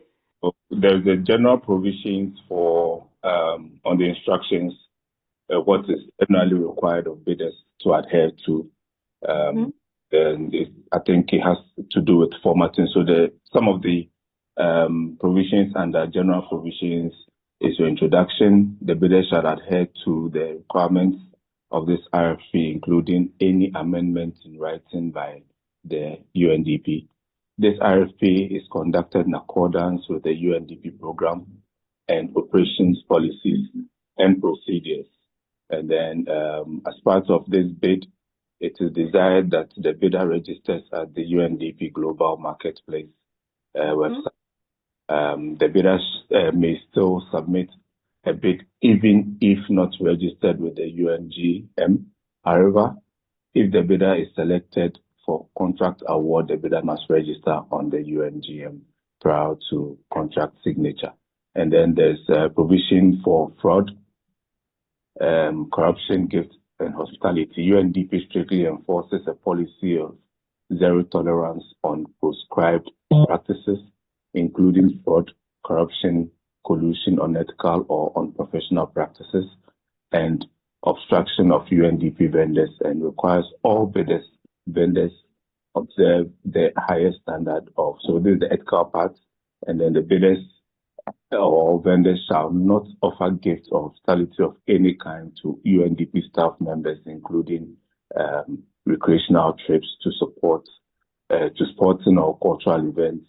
It also indicates that in pursuance of this policy, UNDP 1 shall reject a proposal if it determines that the selected bidder has engaged in any corrupt or fraudulent practice in competing for the contract in question, and 2 shall declare the vendor ineligible either indefinitely or for a stated period of time, to be awarded a contract if it at any time determines that the vendor has engaged in a corrupt or fraudulent practice.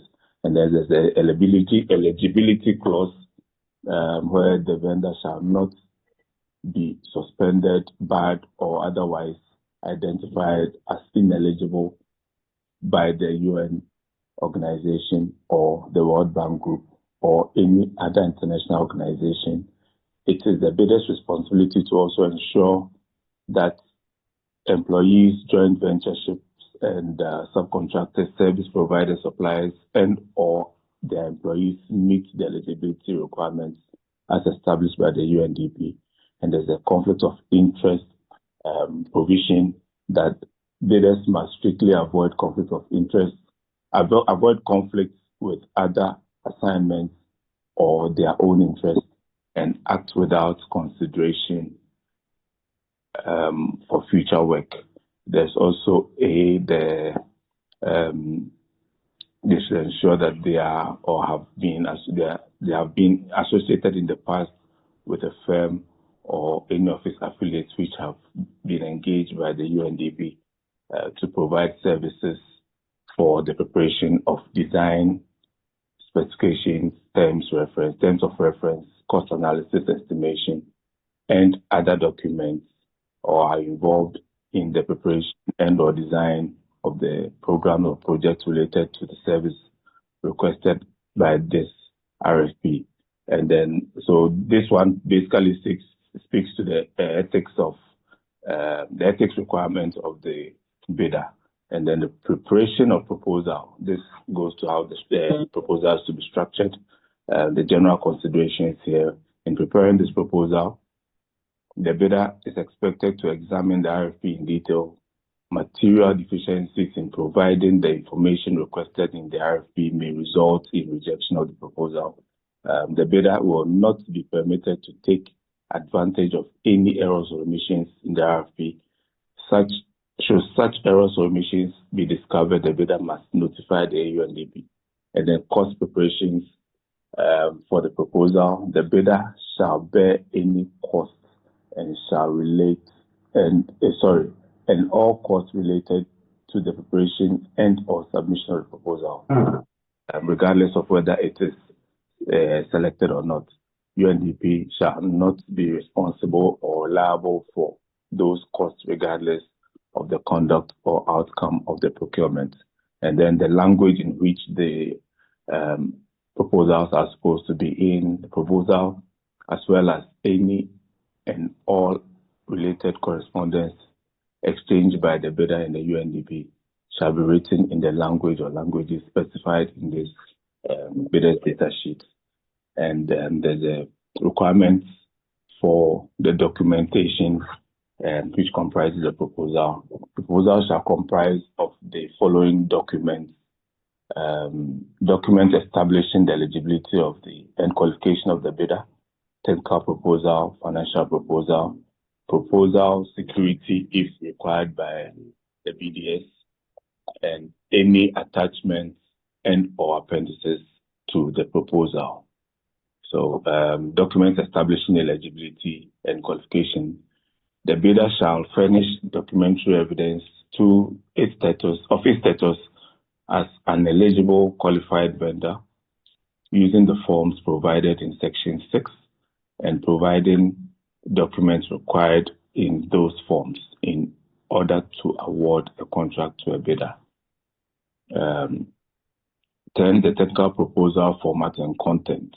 So we are supposed to actually produce a technical proposal and a financial proposal. So this is the content of the technical proposal. 1, the bidder is required to submit a technical proposal using standard forms and templates provided in Section 6 of the RFP.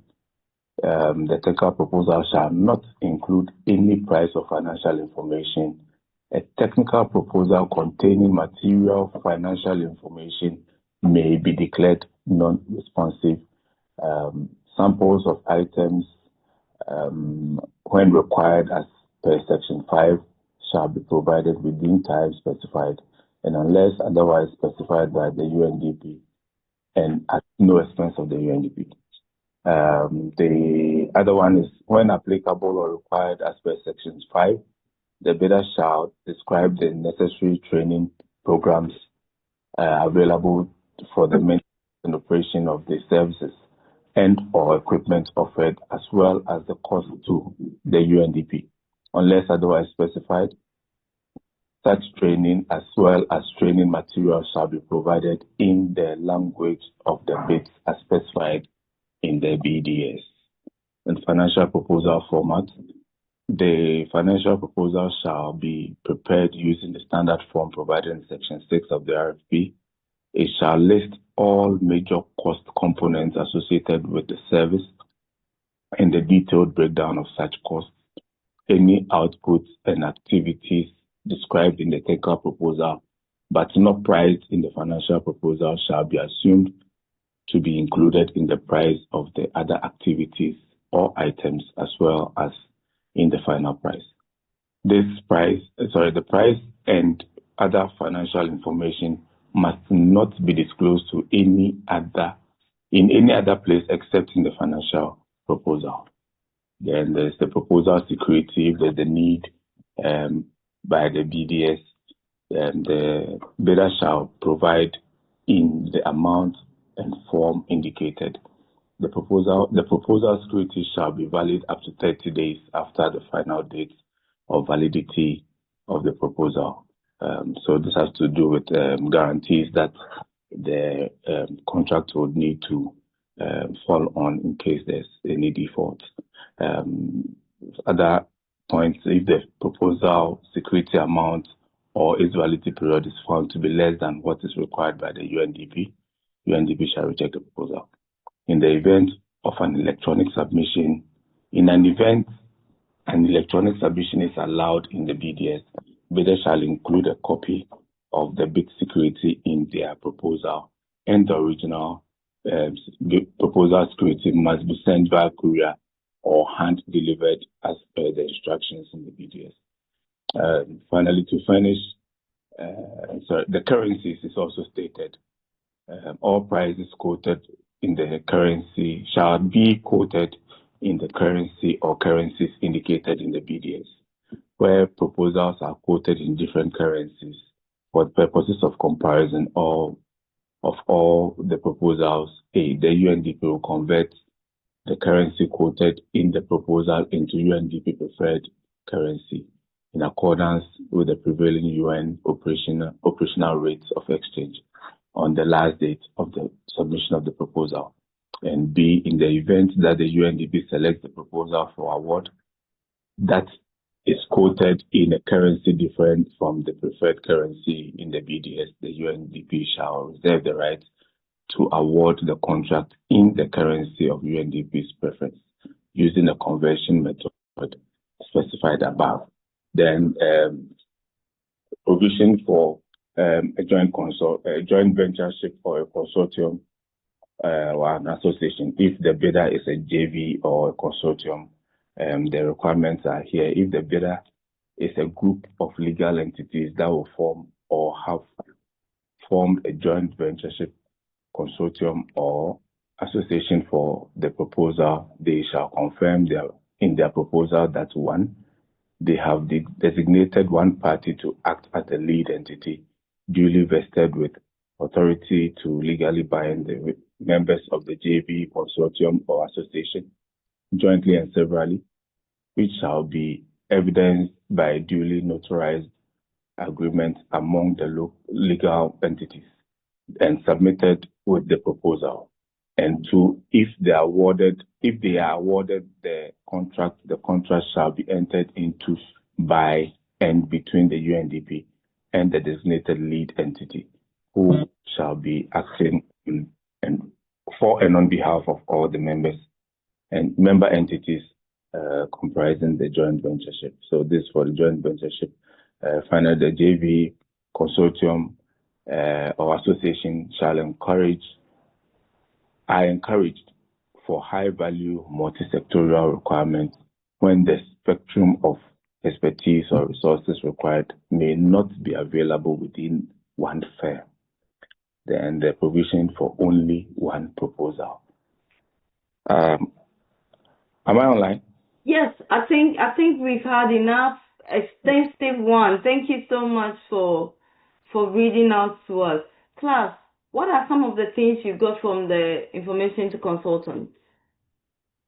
So it's everything you need to know about the whole process, the RFP, and what is expected of you. But what were some of the things that they touched on quickly?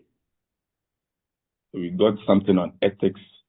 The ethics that you are supposed to abide by. So they've told you. I think that under the ethics, did they mention gifts or something? Yes, they did mention gifts. Yes. So get how they handle it. They've made you to be aware of it. What else did they touch on in the information to consultants? And as they mentioned, conflict of interest. Thank you, Francis. Conflict of interest, which is very important to them. So under conflict of interest, what did they say we should do?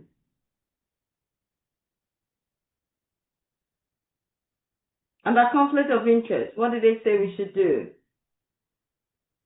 Or you can't remember? Okay, that's fine. Let's just move on. At least they told you about their the conflict of interest. What else? Okay, Hannah says language. They also specify the preferred language. So you don't submit it in French or German or Spanish or Tree. They specify the language that you should use. Thank you. What else? Eligibility criteria. Who is eligible? Thank you. So if you are not eligible, don't waste your time. If you're eligible, so you have to be able to prove that, yes, I am eligible. This one, I have it. I have this to support. I have this to support that one and that one and that one. So please, if you don't meet it, don't go for it.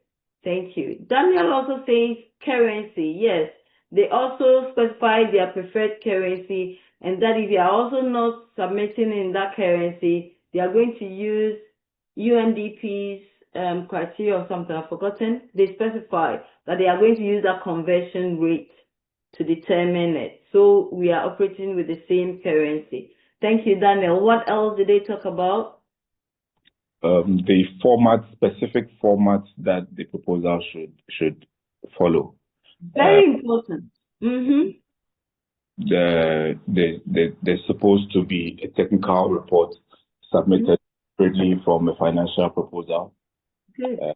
It shouldn't be combined. It should be separated. Thank you.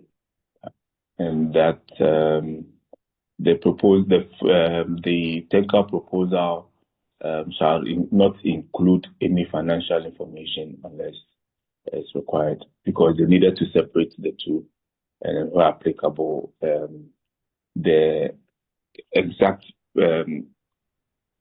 deliverables should be stated within the proposal. But there's a form to guide you. Yeah, so you have to go specifically. They refer to section 5, to deal with how you submit those two reports. Exactly. Thank you.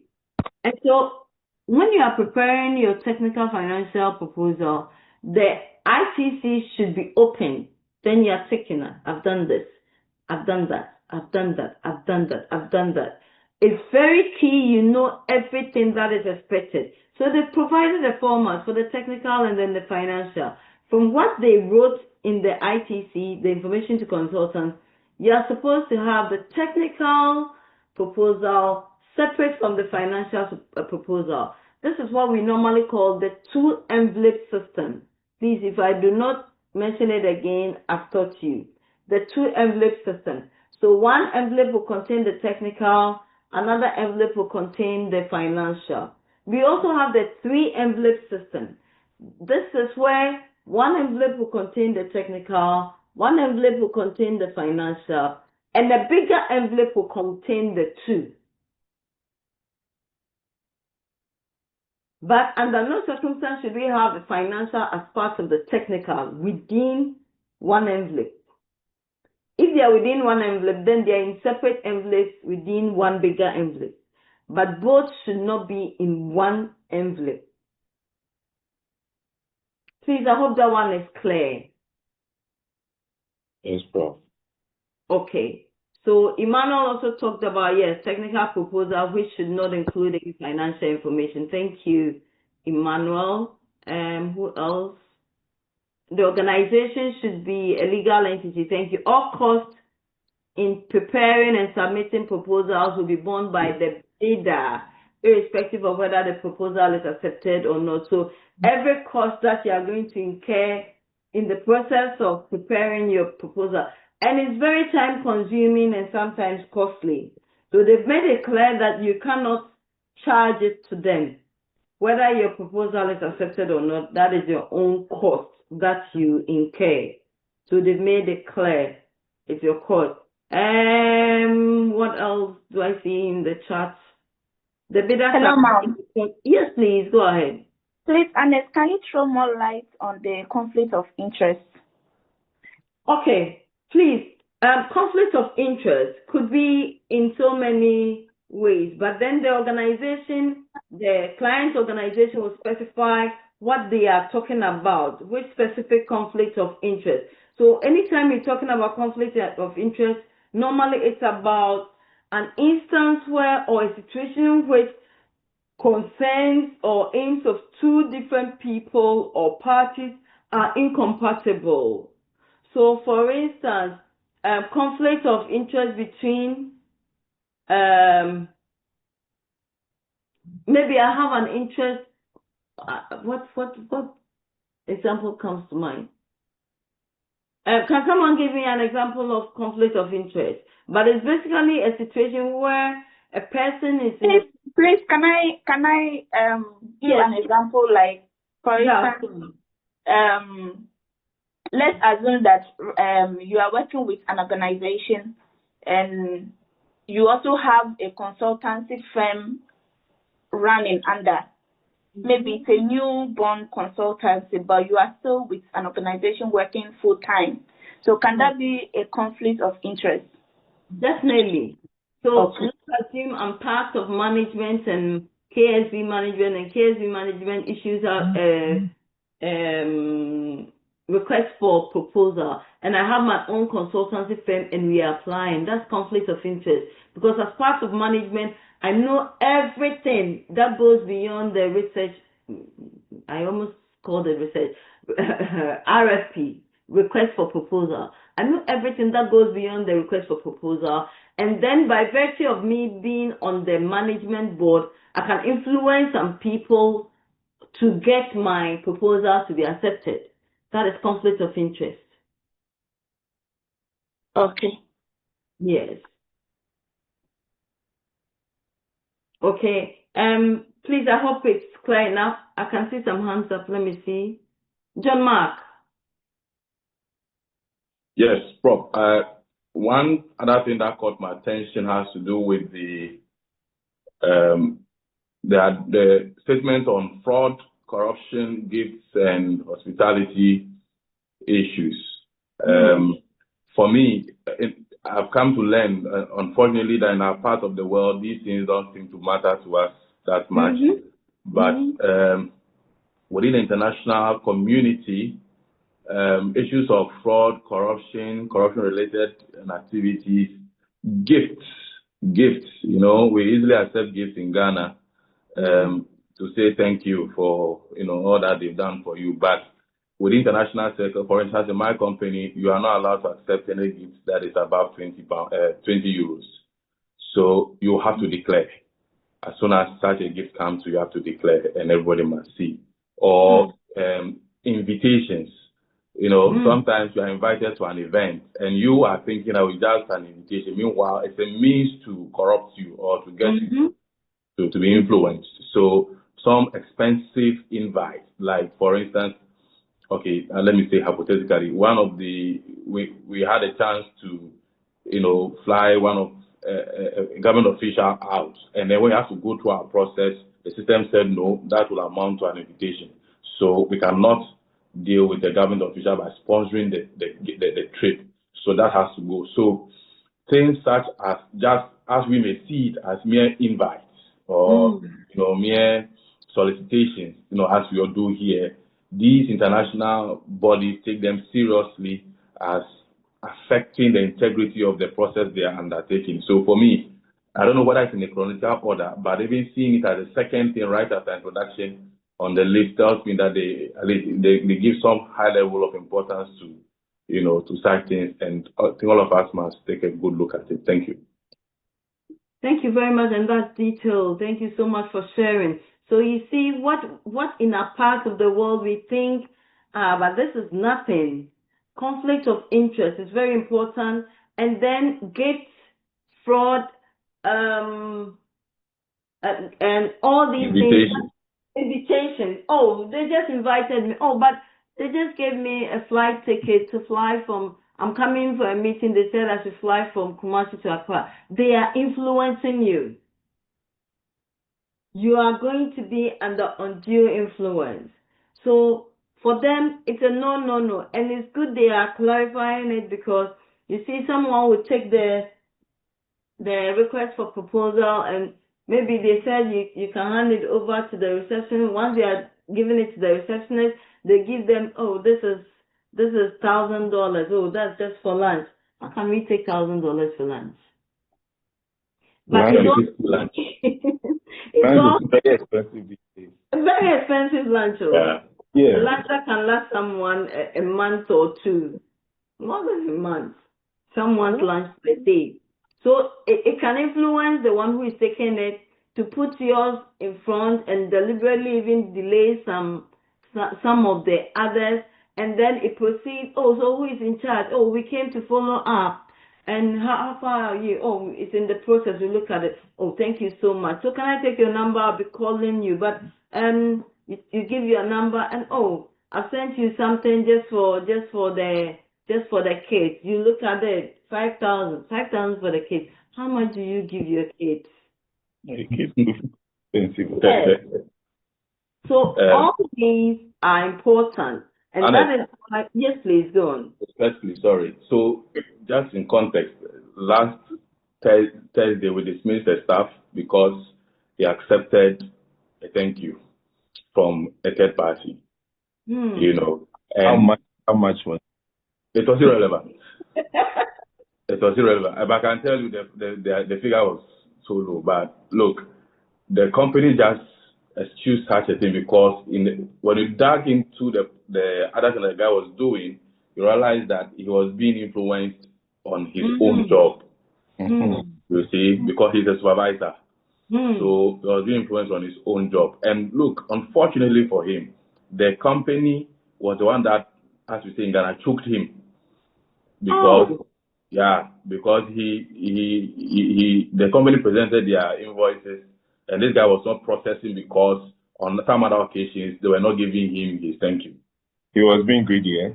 You get it? So to the extent that he locked the invoices up and went on leave before he came back, and the guys messed up, and then the issue went straight to the CEO, and the CEO says, no way, it can't be here. So he went through the process, he heard him, all those things we do in the disciplinary process procedure. Eventually, he was issued with a letter and it's gone.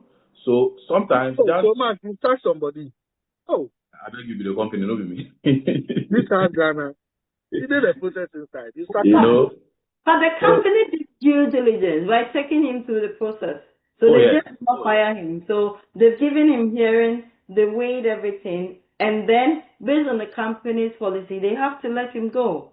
Next time, they are saying this one is small. Next time it will be huge.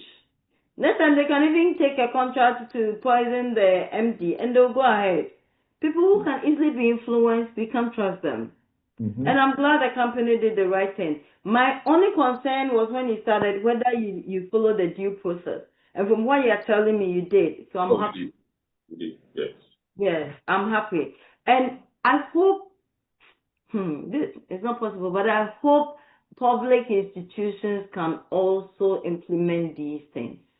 But then they even demanded, oh, you want this document to go to the director, then you have to give me TNT. You have to do something. It's a walking distance. Yes, they say you have to do something. Right. It's a walking distance from your office to 3 doors. Otherwise, you will never get to the table of the director. Yes, please. Please, this one, even in our own institution, our own KNUST. Oh, yeah, Adrian, are you at KNUST? I am I'm an alumni. But Okay. there are people in the admin Mm-hmm. who, when you want something, would ask for something. And this one, they are asking for it. And they will, they will delay stuff for you because they've not received anything yet.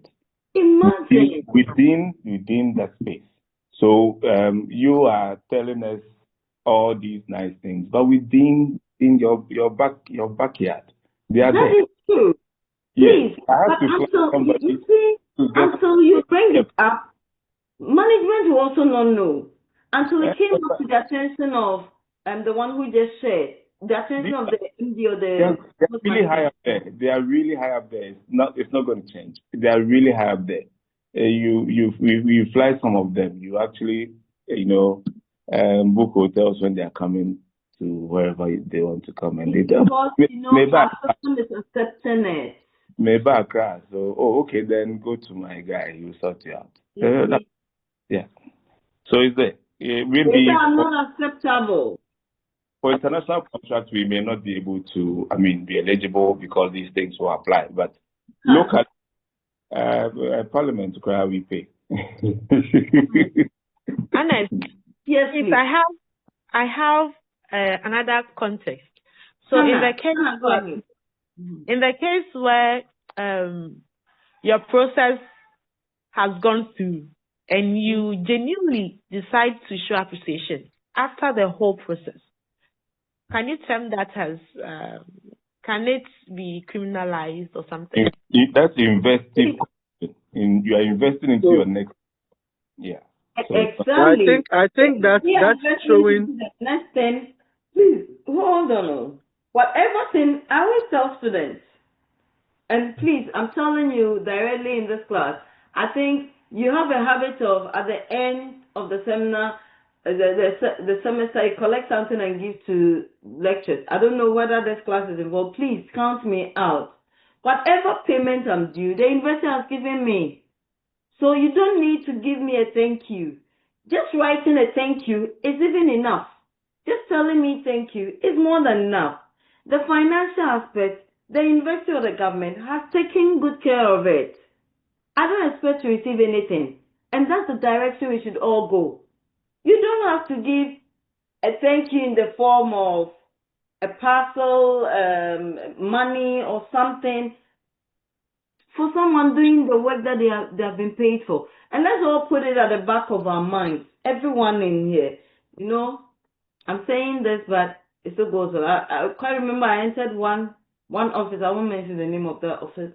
And then the lady was exceptionally nice. I was like, you're very nice. Oh, you taught me. And I was like, oh, okay. So we started chatting.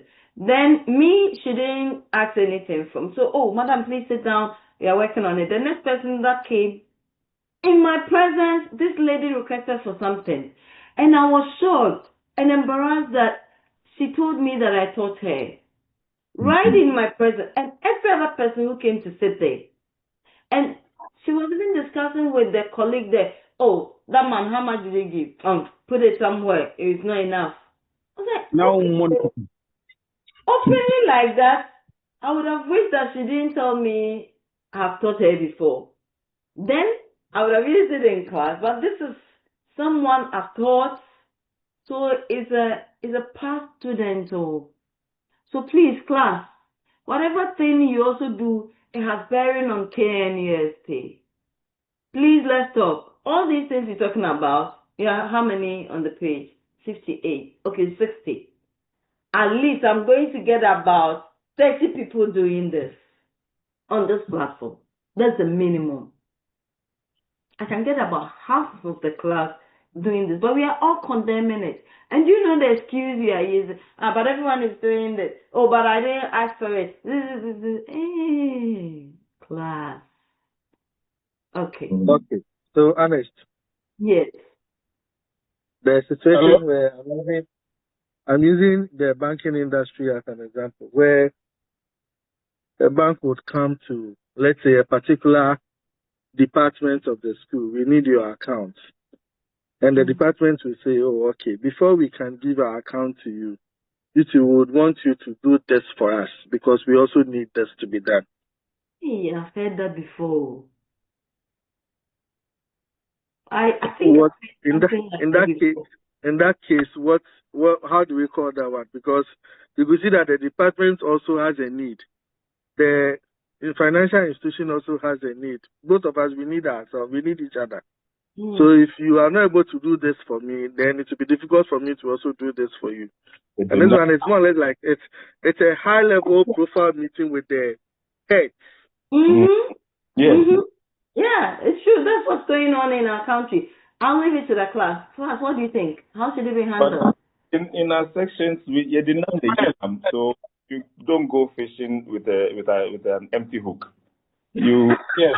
Can I come in? So in my sector, yes, in my sector, it's something called like a commission, but this one it comes upfront, not in terms of cash, but in terms of a support or a donation to a cause that you also align yourself to. So, for example, this year, one of our major clients, an association, came to us to support them to do a national award. Actually, it was an international award. So we sponsored.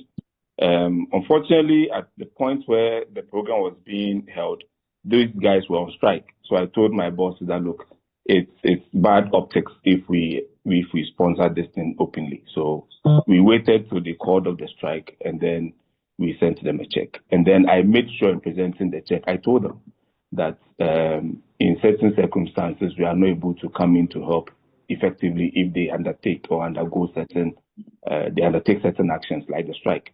The funding or support would have come earlier, but it would be bad optics if we were found to be dealing with them at the time when people were complaining. So, I mean, these things, it's nothing much. We are all CSR.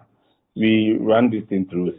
So, I think we always have to look at the context and the content. So you have a CSR project that they also need. I don't think that one would amount to any conflict or influence. At all. They were already. We need to really look at the details before we can conclude that there was influence or there was not. So the fact that this has gone on does not mean there's influence. Yeah. Okay, but quickly let's look at some few instances that there could be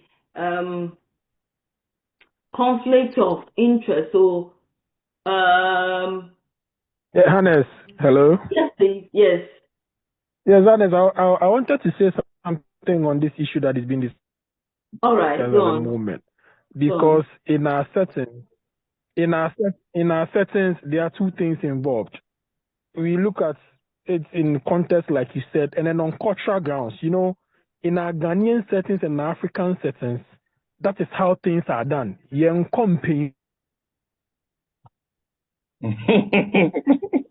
your line is broken, but I think, yes, I got, like, you are going to the chief, you can't go empty-handed. I'm saying that one is part of our culture, but because of the culture.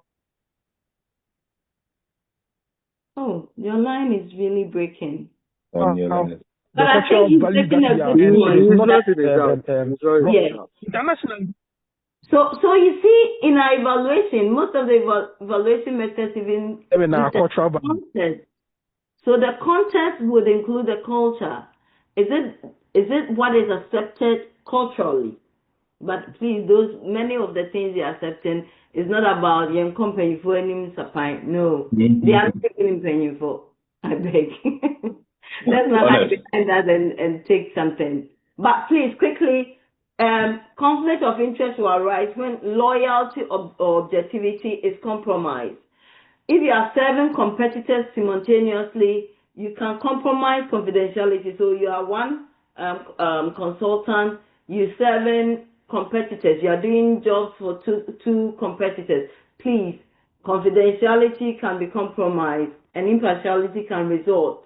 So please, you avoid that. Large gifts, especially personal gifts. If it's gift to the organization, it's separate, okay? But if it's personal gifts, it creates a perception, or it could even be a reality, of bias in the whole consulting advice. So please avoid personal gifts.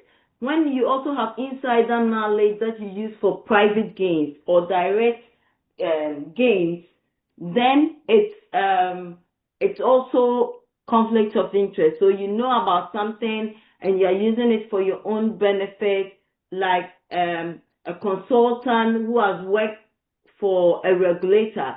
It's also hard to advise a private firm on how to influence regulatory approval for a new product. Then there's a conflict of interest, and that conflict of interest is actual conflict of interest because you have insider knowledge. There could be the potential where you don't know, but it can exist, but then this one you know it, so it's actual conflict of interest. There could also be perception risk. Even without wrongdoing, the appearance of bias will damage trust. So a consultant's spouse works in the finance department, for example, of the client organization. So even though the spouse is not involved in the project or stakeholders concerned, there is a perception risk, a risk we call potential or perceived conflict of interest because the consultant's spouse works in that department of the client that you are going to work with. There's something we also call disclosure. It allows clients to assess the risks and make informed decisions. So you as a consultant, you are aware of some potential conflict of interest. Now what you do is you disclose it for transparency's sake. Then the clients and the relevant parties will make informed decisions. But don't just ignore it. It can also be a complex case. So where a firm is, for instance, hired by a government agency, that you have to recommend some reforms. At the same time, this same firm is also providing lobbying services for a private company that could benefit from these reforms.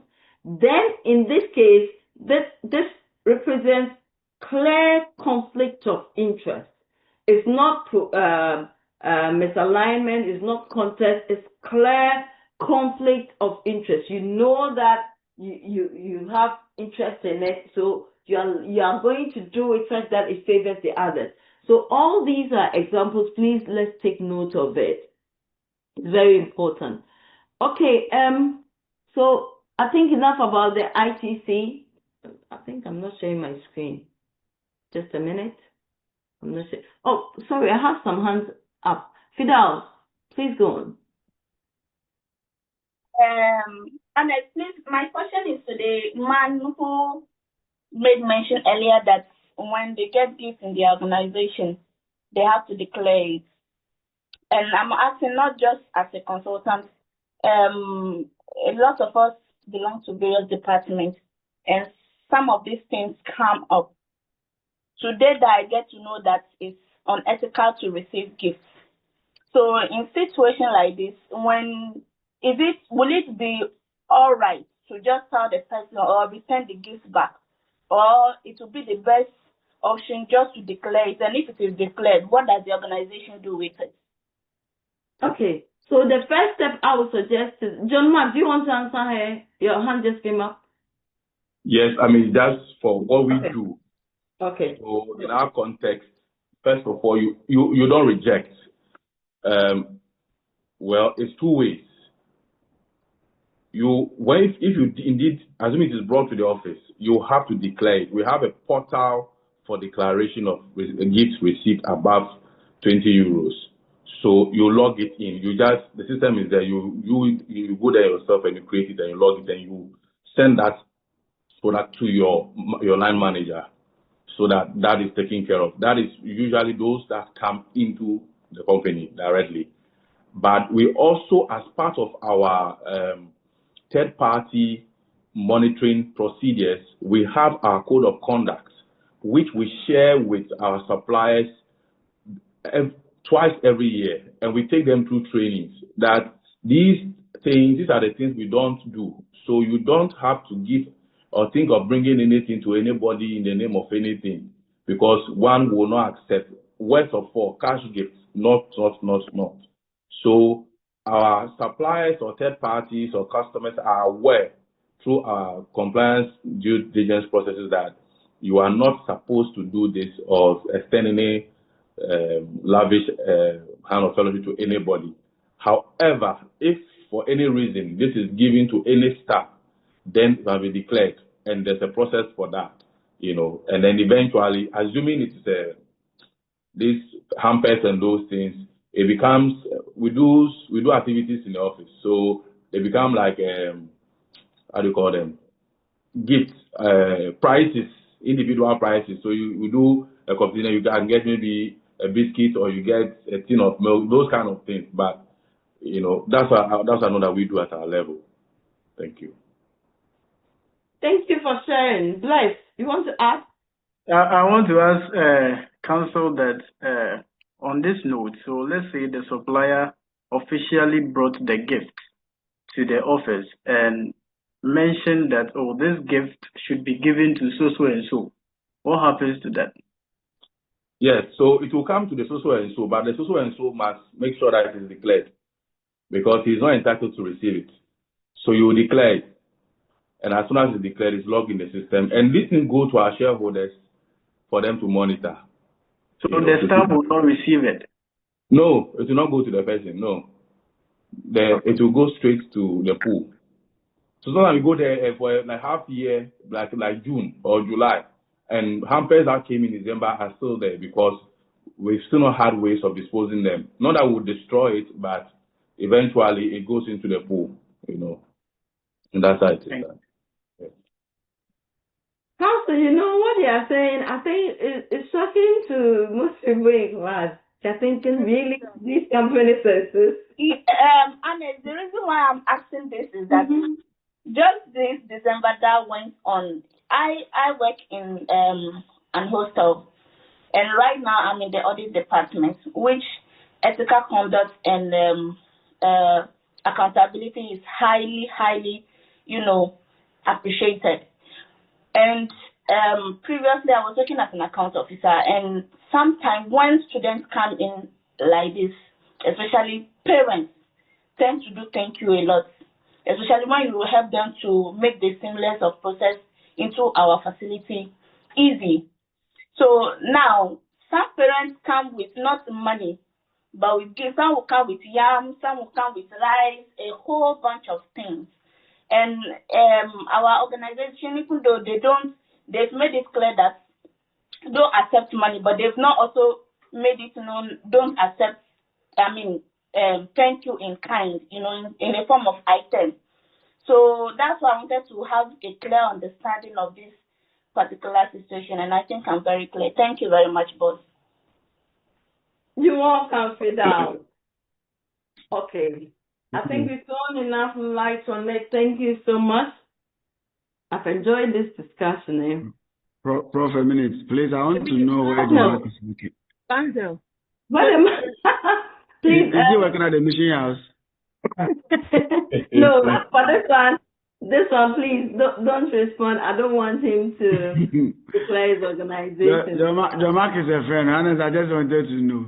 Oh, you know him. Then call him behind and then ask him. Please. He's doing well. He's doing very well. I think it's good. Isabella, did you hear him?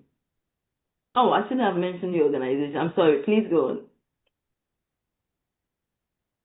Okay, so Ernest, I have a case study I want to chip in and let's see if it's unethical. Why don't you give it to me so I set questions on it for before you chip in the case study, it is unethical.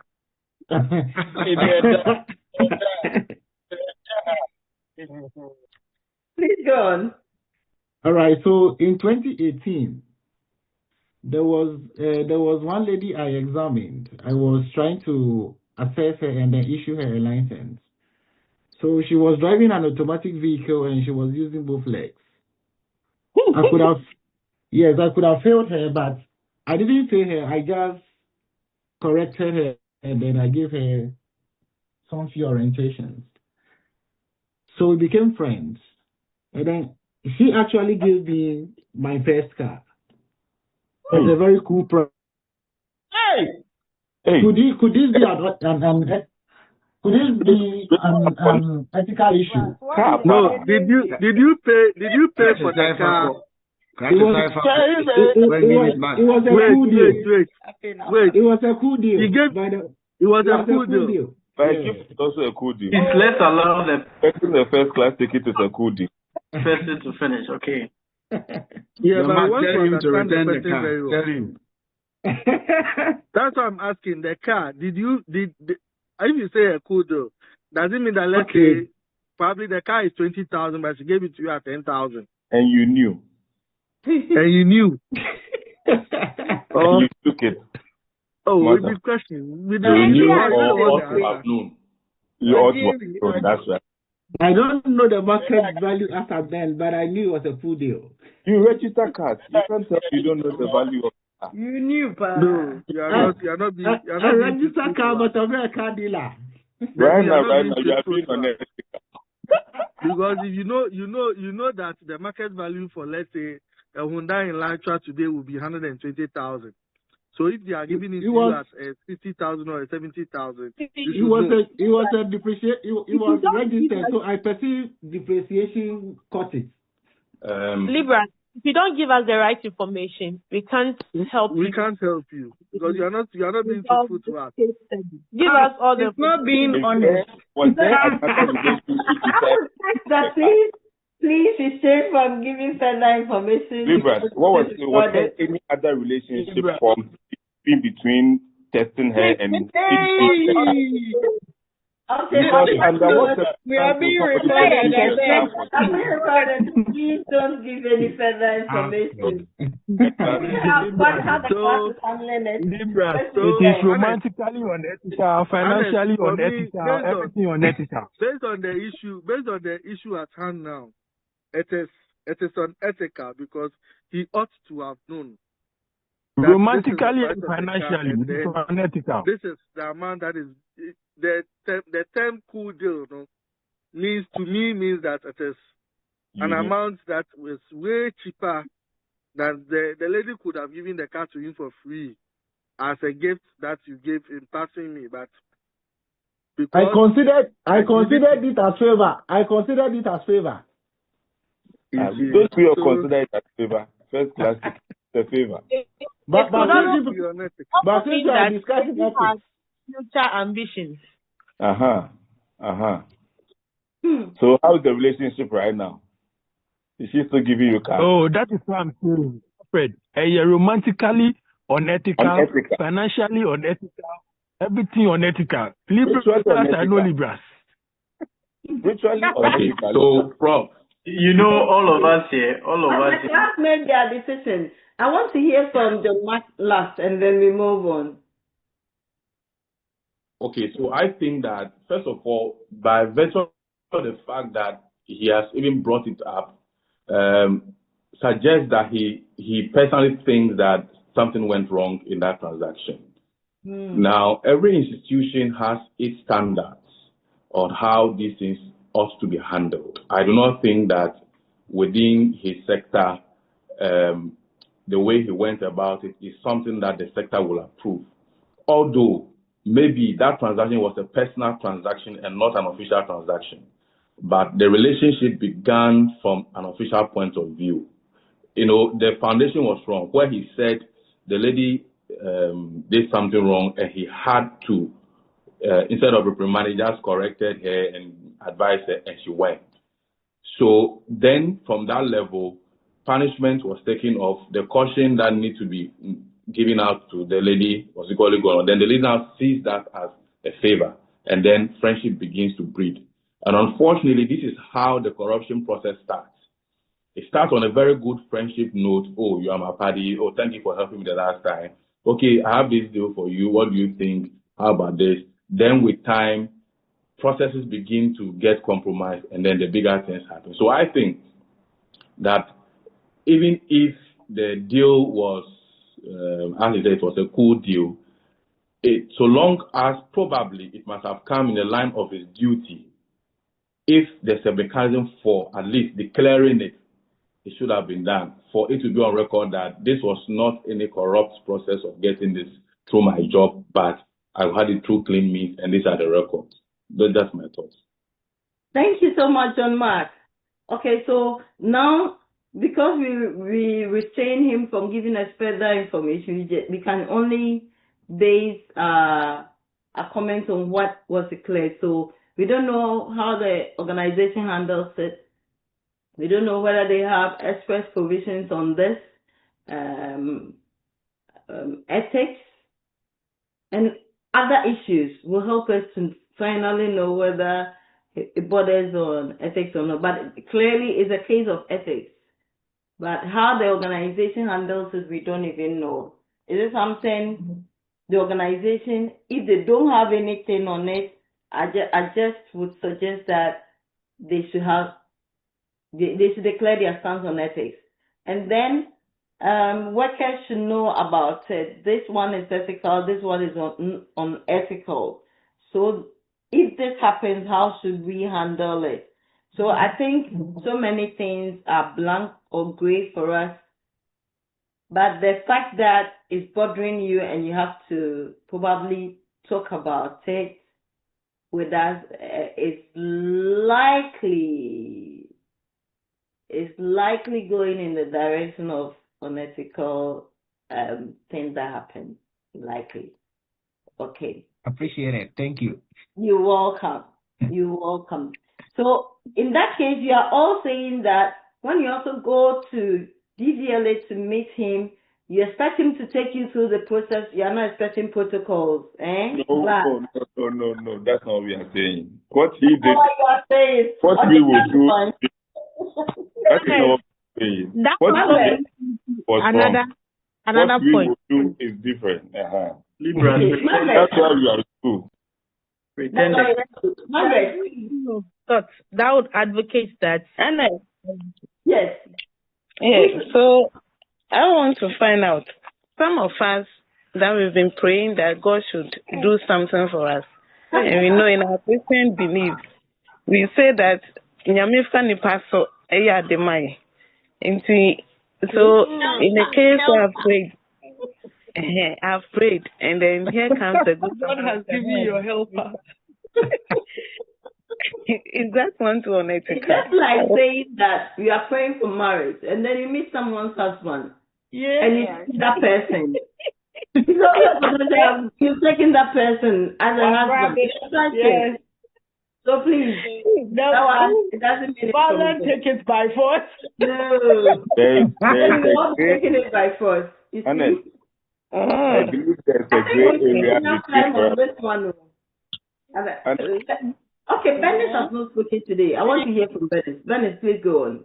I need to hear from you. Bennett. Bennett is gone. Cosmos is here, please. Bennett's hand was up. Okay, Bennett, one last chance. It's gone. Gone. Cosmos, last one. And as I wanted to know, this ethical principle that we are learning, can this be applied in our political setting? Because an MP or a minister or whoever, you will be pushing documents or projects to your community, of which if you don't pay or if you don't do something, you won't get anything to go and help your people. So in this principle, how do we go by as politicians? Okay, that is an interesting question. It can take us the whole day to discuss. Please, for the sake of consulting, let's move back to consulting, okay? And so we can finish our course outline. Then we can come to the politicians. And then we can even come to our cultural settings and our religious beliefs, like someone is even sharing that you prayed and the violence take it by force and all these things. How does it affect our perception on fraud and influence and conflict of interest and all that? So please, for the sake of the class, what time are we supposed to close today? Okay, then it means the class can go on forever anyway. There's no time to close. Sorry? 5 o'clock. Mommy. Hey, it's 25, but we've used most of them discussing politics. Where's my slide? Back to my slide. Okay, so enough about the ICC. At least you know what to read. We have to close 4:30. Really? Is it 6 or 4:30? 4:30. Hey, I was 25. Okay, so let me quickly wrap up. So we've read about the information to consultants. So you see how detailed it is. It is the client organization that prepares it for the consultant's attention. So when you are preparing your technical and financial proposals, you are guided by it. Then there's the terms of reference. Please, can you quickly read just a statement or two on the terms of reference in the RFP that I've given you? Hey, who is yawning? Okay, this one says, I think Alfred has written one for a company before, the way he's going about it. Okay, he has to tell us. Gifty says that yeah, will get spoiled. Let it get spoiled, okay? Before you lose your job, let it get spoiled. The class is being recorded, so I'll not make any comments. Sorry? It's true. It's true. I thought in response to this one, the class is being recorded, so I'll not make any comments. Even okay. Alfred have done some for KNUST. Please, who is reading the terms of reference for us? So I'll take it and see if we can do that. Thank you. So the terms of reference gives us the title of the project that's supposed to be undertaken, and the bottom lines to the UNDP Local Development Program Manager, and then the contract type is the contract for goods and services on behalf of UN entities, and then there's the duration. So this particularly tells us the terms of reference of what would be required of the bidder. So the background.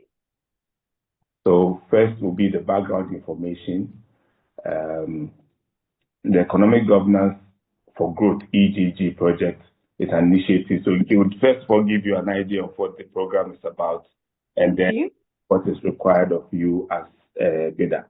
So while I'll just take portions of it. The project approach is to illustrate and then help replicate the transformative effects of area-based reforms in education and public administration, where available government funding will be diverted from excessive operational costs. And then while limited in both geographic scope and available financial resources, the project is expected to mobilize substantial financial support from governments at all levels and can easily be scaled up for national effect.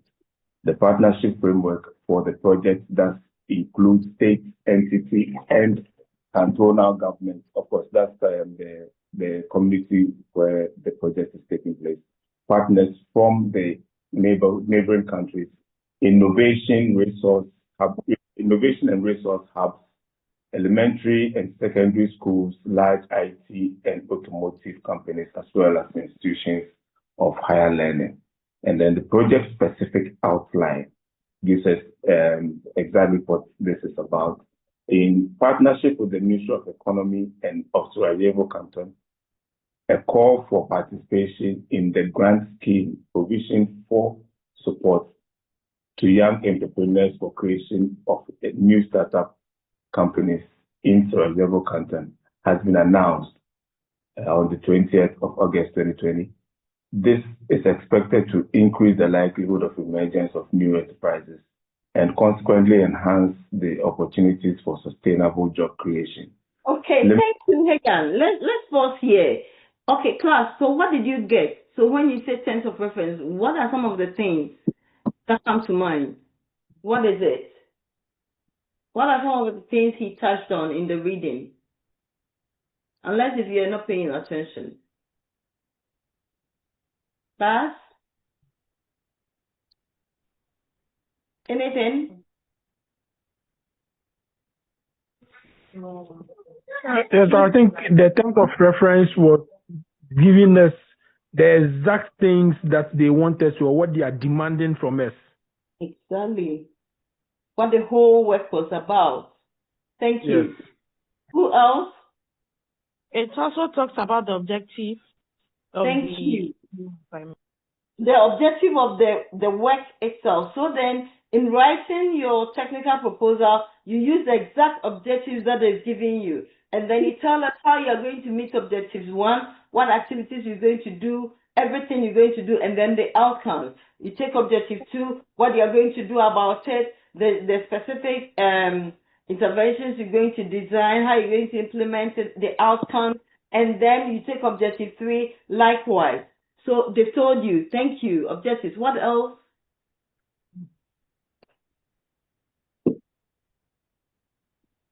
What else? In a nutshell, the terms of reference define the purpose and structure of the project. So this whole assignment or call for request for proposal, what is it about? What is the purpose? What is the structure? What is the objective they want to meet? They'll give you the background of the whole thing so you understand it. They'll give you the objectives. They'll give you the resources, who does what. They'll give you the scope, how wide or how big this whole work is. They'll give you list of deliverables and then some time schedules. So we want this done by this time or that time within a time frame of this. Sometimes they can even give you the budget that they are working with. So it's in the terms of reference that you get the details concerning the job. It is in the information consultants that you get the details of what you are supposed to do in your response to this request for proposal. Please, is it clear? Yes, it's like. Thank you. General conditions of the contract. Do you have anything like that? Briefly. I think I saw that on the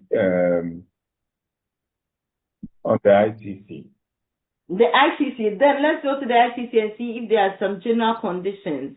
Divine says project specific outline. Yes, that is included in the terms of reference as well. Please, let's go to the general conditions of contract. Are there any conditions we should be aware when this as far as this contract is concerned? No, these are general provisions.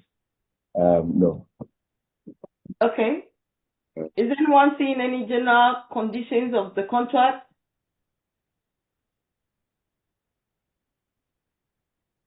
It's not a must that you should always have it, but if there are any conditions, I think we can induce from some of the things in the ITC. They said you have to be registered. If you are not registered, even if you are awarded, afterwards you have to be registered, right? Did they say something like that? Yes. Yeah. A general condition could be that maybe members in these specific, it's just restricted to members of the UN. If it's a UN project, they want their members to do it. So members, countries, that is consultants whose countries are members of the UN. So if you're a member, if your country stays out, then it means you are out. So any condition at all that the consultant should know. Then there could also be special conditions of the contract. If there are any special conditions, you also let us know. If there is none, that's fine. Then the technical and financial proposal standard forms. Remember when he was reading the information to consultant, he talked about it and he referred us to section 5 or section 6. That when you go there, you see everything outlined, and that is exactly what you have to follow. So they'll tell you how you have to follow. So maybe Tech 1, this is what is supposed to be Tech 2, this is what is supposed to be Tech 3, this is what you're supposed to do Tech 4, and then you follow it and you write it, you do your input for them. So all these will be contained in the RFP. That's why we are saying that the RFP is really detailed. Now I've already spoken about the LOI. We've read about it, so it gives you the basic information regarding sourcing of the source of financing for the assignment, and then the plans, and then the assignment itself, and how we're going to shortlist consultants. The selection methods we will use. For the selection methods, we go into details, so I won't talk about it. The content of the RFP will tell you it has this and that and that and that. And then a request that you should acknowledge and confirm your participation through writing or through any means. All of these are in it. So for the purposes of someone asking whether it should follow any structure, you can decide to go with this. But it doesn't matter so far as it flows and you have all these details, you have written a letter of invitation. Are we okay? Okay, so I think if you are supposed to close at 4, then I think I've exceeded my time. So I can close here. Tomorrow we are starting with the expression of interest. Please, is it okay? Please. Okay. Yes, please. Remember, you owe me presentations. We will definitely have it. Yes, please.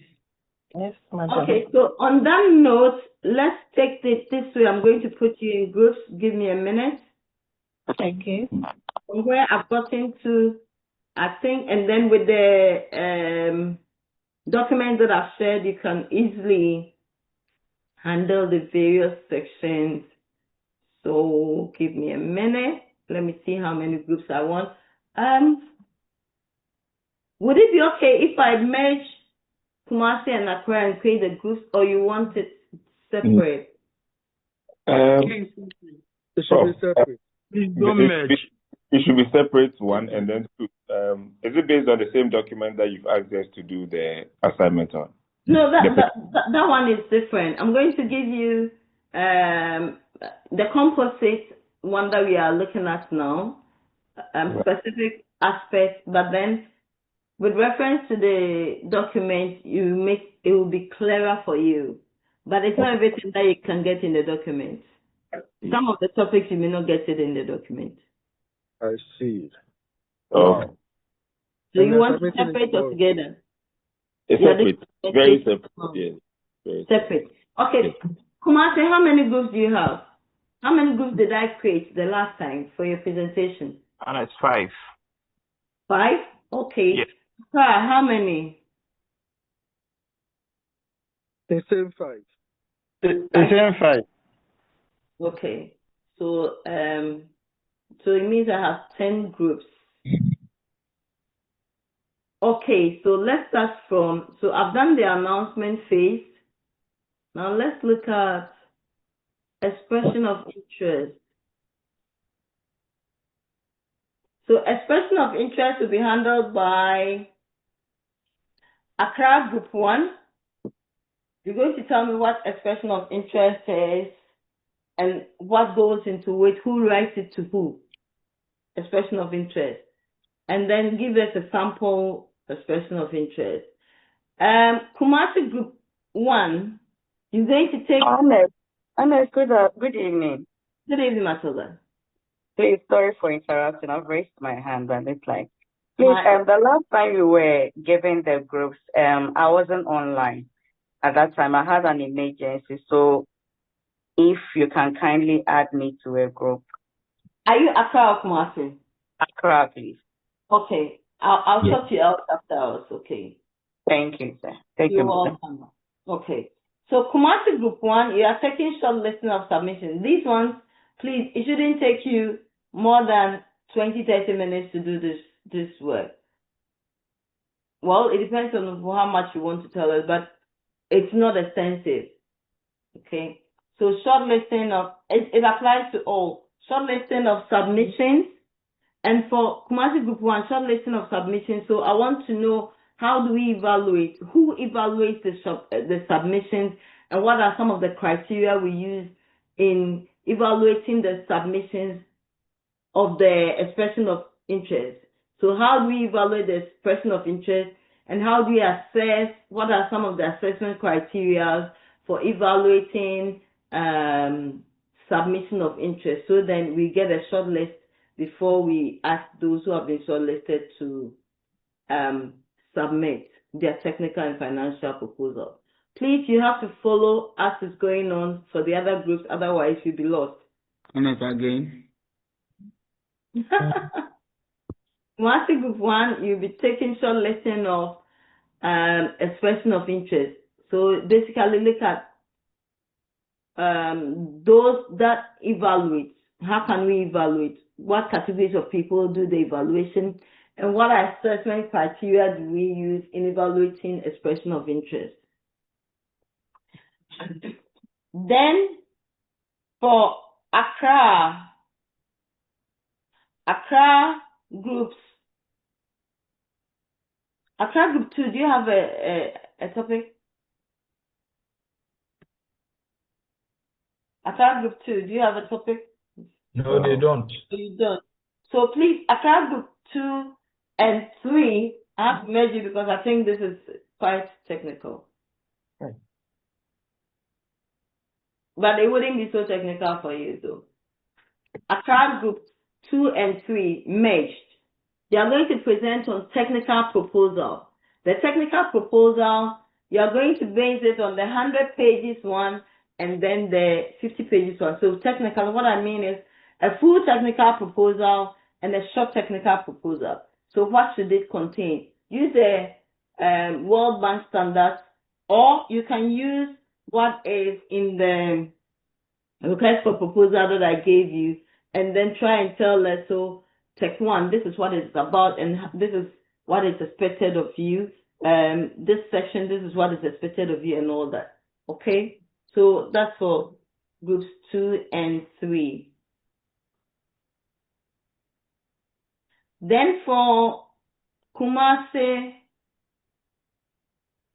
groups 2 and 3, you are going to look at financial proposals. You can base it on the RFP I've given you, or you use any model, whether the World Bank's model or any model. So you're going to present, you give us the model, you tell us how we can come up with a financial proposal. That's for Kumasi groups 3 and 4. Sorry, 2 and 3. 2 and 3. Okay.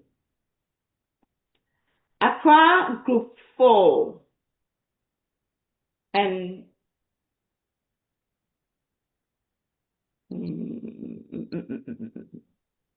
okay, I need to Accra group 4 and 5. You are going to look at evaluating proposals. Accra group 4 and 5. How to evaluate proposals. Technical proposals, please.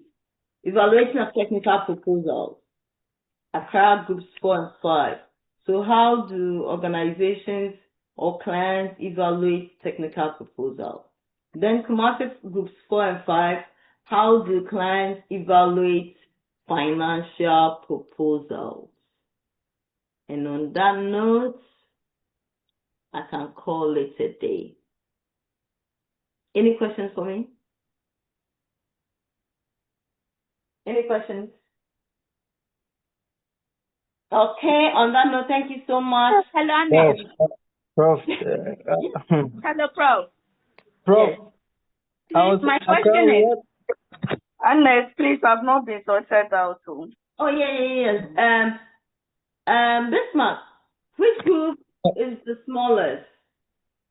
Prof, I'll check and place in one of the groups. So. Thank you. So Bismarck will stop here. All right, I'm grateful. You're welcome. Prof, on the presentation, I thought Accra we had the technical and finance one, so that we will do that one tomorrow. You definitely do that. Oh, hey, that one is lengthier too, and we are adding this one too. Yes. Okay. You? Oh, okay. Then let's. Should I do it this way then? Yeah. If we can do that presentation tomorrow. Okay, good. So because Accra, you are doing presentation on the technical and financial, let me reorganize everything again. So Accra, you are doing the technical and financial in response to the request for proposal. So please allow me to Richard, I beg you. So now Accra Kumasi people are not going to be part. They are going to do their original presentation. Kumasi Group 1. So please, Kumasi Group 1, you are going to do expression of interest and shortlisting of submissions. Kumasi Group 1, expression of interest. So expression of interest is done by the consultant in response to the RFP. And then you tell us how the clients do shortlisting. So who are the evaluators? And then what assessment criteria do they use in evaluating? That's for Group 1, Kumasi. Group 2, Kumasi.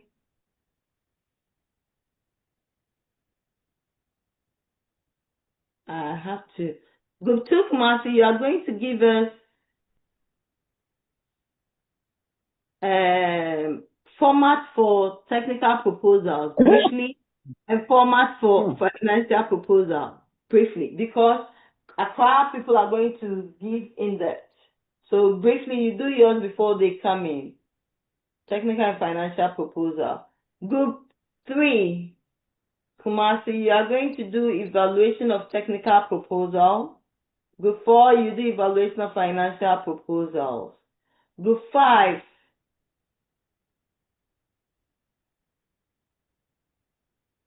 okay. No, please, groups 3 and 4 together, Kumasi, would do the evaluation of the technical proposal because it's detailed. You do the evaluation of the technical proposals, group 3 and 4. Group 5 will be the evaluation of financial proposals. Any questions? Aka, you do your in-depth presentation. On that note, we can call it a day. Thank you so much. I've enjoyed the class. I wish you good rest. Yes. Before you leave, Kumasi Group 2, you said format for technical proposal and financial proposal, if I'm right. Yes, please. But this is like Group 5, you also mentioned financial proposal to them. No, Group 5, they are doing evaluation of the financial proposal. Oh, okay. So when it's submitted to the client organization, how do we evaluate it? Okay. And please, about our meeting, is it going to be an objective or theory? We'll talk about it after tomorrow. Okay.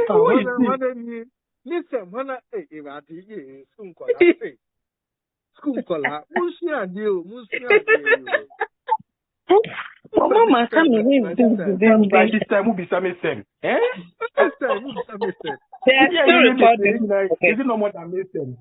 Recording is still ongoing. Don't forget. The assignment today is more than me. On that note, thank you so much. Hopefully tomorrow, please, tomorrow, what time are we meeting? Afternoon, right? 12 or 12:30 or 11:30? 11:30. 11:30. Okay. Yes. Okay. So 11:30 we start. Thank you. Enjoy your evening. Bye. Bye. Bye. Charlie. Charlie, let's meet on the other side there. And I remember how time in here. Which other side? Bismarck. Then it's woman relax, cry. Their brain is tired. It's time,